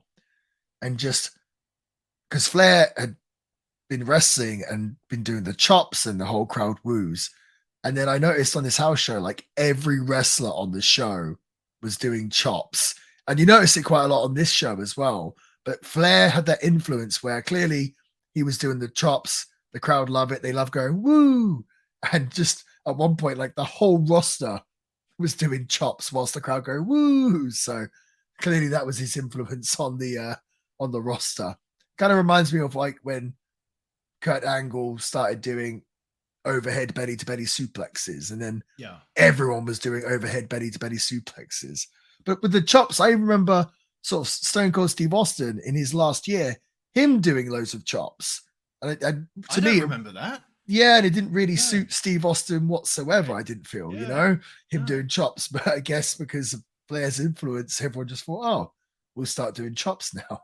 It's pretty funny. I actually never knew Stone Cold did that. Yeah, I'm pretty sure that It just doesn't, because I've never seen it. Mhm. Just saying it just doesn't seem right. Like It you said, doesn't just seem right. Yeah. It doesn't. You want to see those shitty Steve Austin punches, the ground and pound. Oh yeah, of course you do. Yeah. Or the stomps in the corner. Oh yeah. So it's time for the main event, the WWE Championship triple threat match. WWE Champion John Cena defeats Shawn Michaels and Kurt Angle in 16 minutes and 42 seconds. I have a feeling that Flair and Triple H went over, because I'm surprised that the IC title match got, let me try and do my math, like 6 or 7 minutes longer than the World Championship match. That seems like maybe they went over their time. Of course, it's Flair and it's Triple H who's basically the boss. They're going to do whatever they want. But yes, as we mentioned earlier, Michaels won the vote over both Kane and the Big Show. This was a really, really good match, as you would expect. Shawn Michaels, Kurt Angle, two of the absolute greatest of all time. John Cena, he is also great, but this is 2005, so he's not quite the John Cena he would become, but he still holds his own for this match. I really, really enjoyed this. This was, honestly, as you can probably tell from my review so far, this show, match-wise, was kind of whatever. The Flair and Triple H match picked it up, as to be expected, and this match actually I thought was phenomenal, and I actually thinking about watching this match again because I actually really, really enjoyed it. Yeah, I mean, we've got three very American men giving us right, Kurt Angle, Shawn Michaels, and John Cena, right? Three very American men giving us some like good, honest, clean American wrestling. And I was like, I bet Marty loves this. I was thinking that, and I actually wrote down, I bet that this is your match of the night. I got that written down. You can tell us at the end, but I just know it is. It has to be. Super good. Really like this. Question, Sam. So this was Shawn Michaels' second run, which, he came back after he had the career-ending back injury, which took him out from 98 to 2002. And a lot of people suggest that his second run was better than his first run. Also, actually, before I give you my question, there's a theory about Shawn Michaels' back injury. So in his first run, a lot of people sort of accuse Shawn Michaels of faking injuries because, to miss shows or to not drop a world championship or a championship belt and everything else. And Shawn Michaels obviously had that back injury in 1998. I saw a theory or heard a theory that Shawn Michaels basically pretended or either said that his back injury was worse than it was in 1998 because he saw that Stone Cold Steve Austin was going to be the top guy and Stone Cold Steve Austin was going to surpass him. So he's like, screw this, I'm going home. And I know at the time as well, he was really struggling with his sort of personal demons and substance abuse. And he went home and basically WWE paid him the whole entire time to essentially not go to WCW. WCW ends in 2001. Yeah. When does Shawn Michaels come back? 2002. Yeah. So they were paying him to not go to WCW, but then when WCW's gone, all of a sudden he comes back.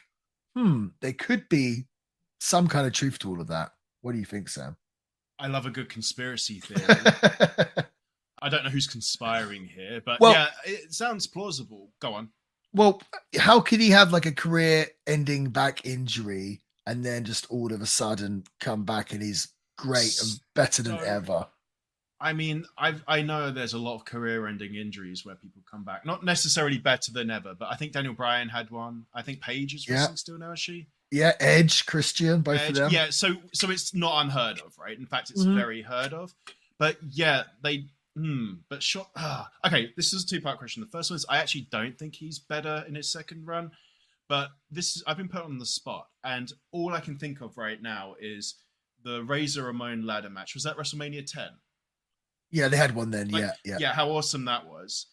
And his second run, that really crappy second run of DX. So maybe that's just tarnishing my. Yeah. But so I'm gonna have to really think about it. But dude, you got to watch that Shawn Michaels and Kurt Angle match from WrestleMania. I forget which WrestleMania. We should review it. But dude, I mean, I don't think Kurt Angle, everyone knows, is amazing. But I still don't think he gets enough credit for just how incredibly good a pro wrestler he was.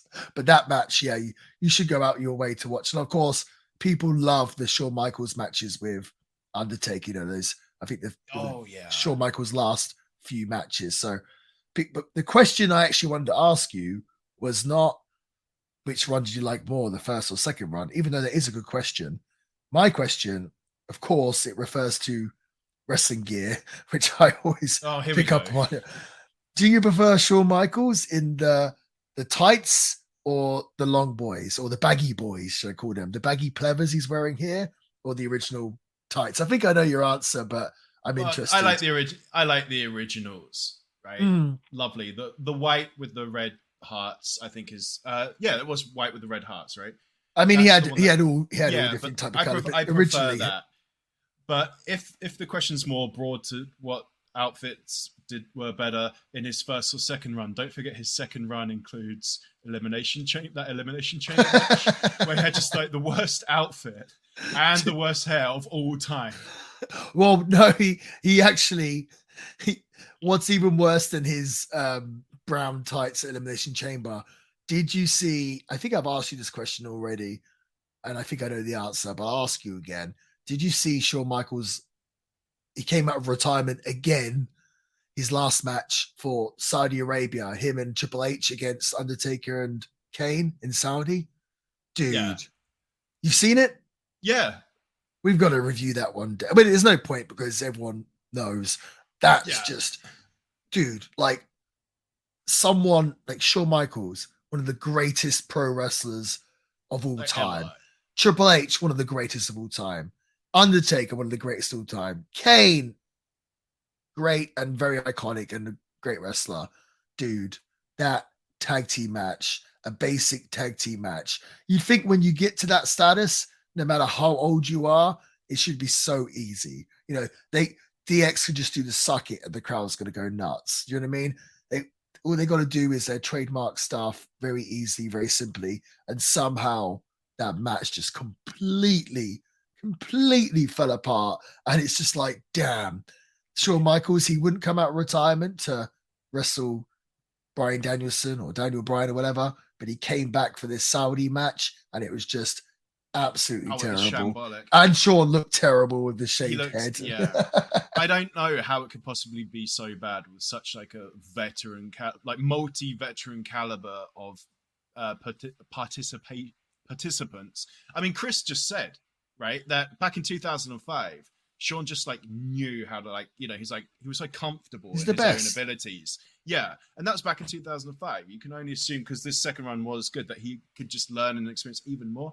And then it just culminates and his swan song's just shambolic. Dude, like that's probably the most talent in a match for the worst match. How do I just put like that golf? No, like the gap there, the golf, like the talent to just shambolic rating is just it breaks all the machines that can measure such a thing. Yeah, it was.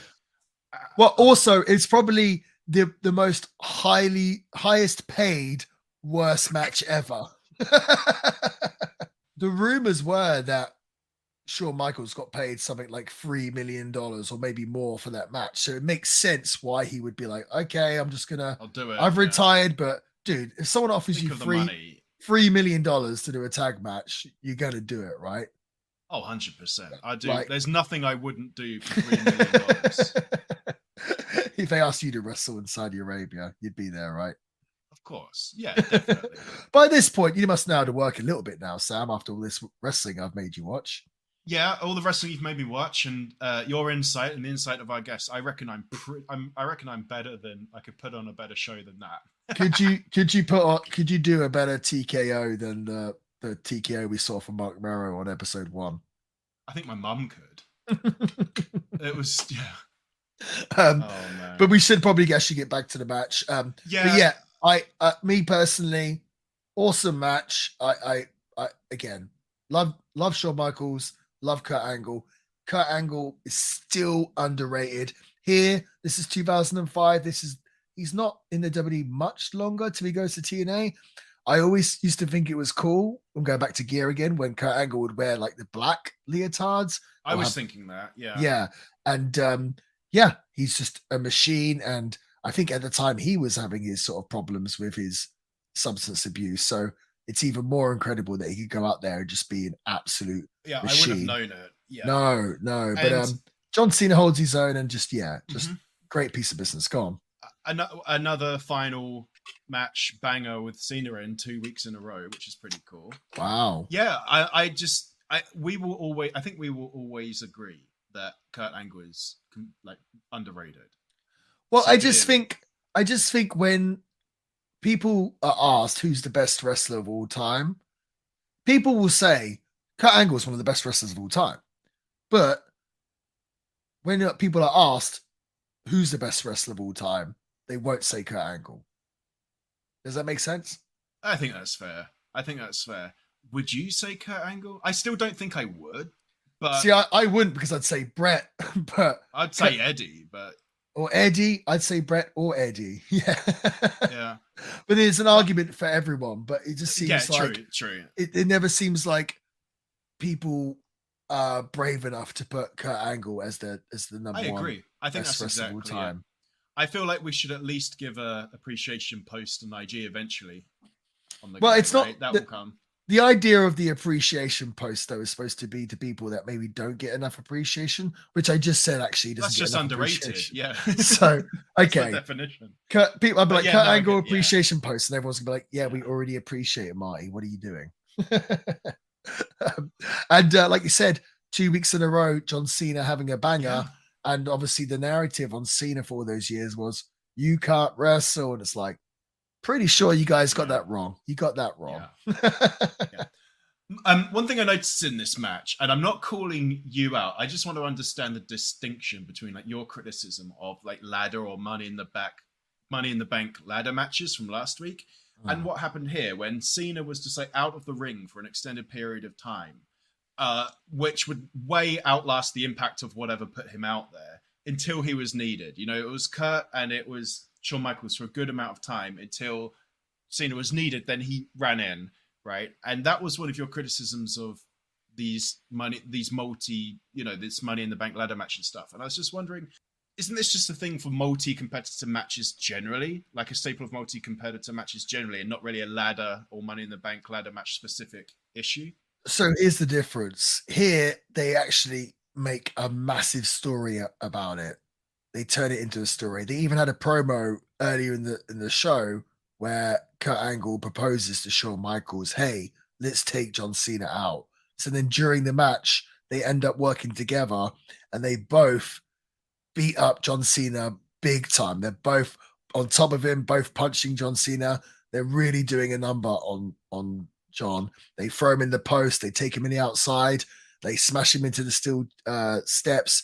They double team to put him through the announcer's table. And he's getting double teamed by two of the greatest wrestlers of all time. And they really put a number on him. And the idea is that they're going to put him out so they can just go at it one-on-one and find out who the better man is. So that they did it really, really well. And they did it to the point where we didn't even know if John Cena could return. They did a great job.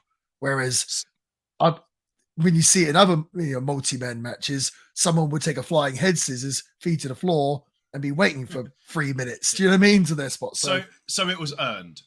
Yes. Yeah. Right. Okay. 100%. And also, what I really liked about this match is that was the only real point in the match where they had someone out of the ring. They did so much of the match with all three guys in the ring, and the finish was phenomenal. I think it was Kurt Angle had the ankle lock on John Cena. Shawn Michaels broke it up by giving Angle the elbow drop off the top. He then dialed it up and gave Kurt Angle the super kick, and then came straight into the John Cena attitude adjustment FU for the finish. It was just a really, really well done finish. I and agree. Yeah, it just, these are pros. They know what they're doing.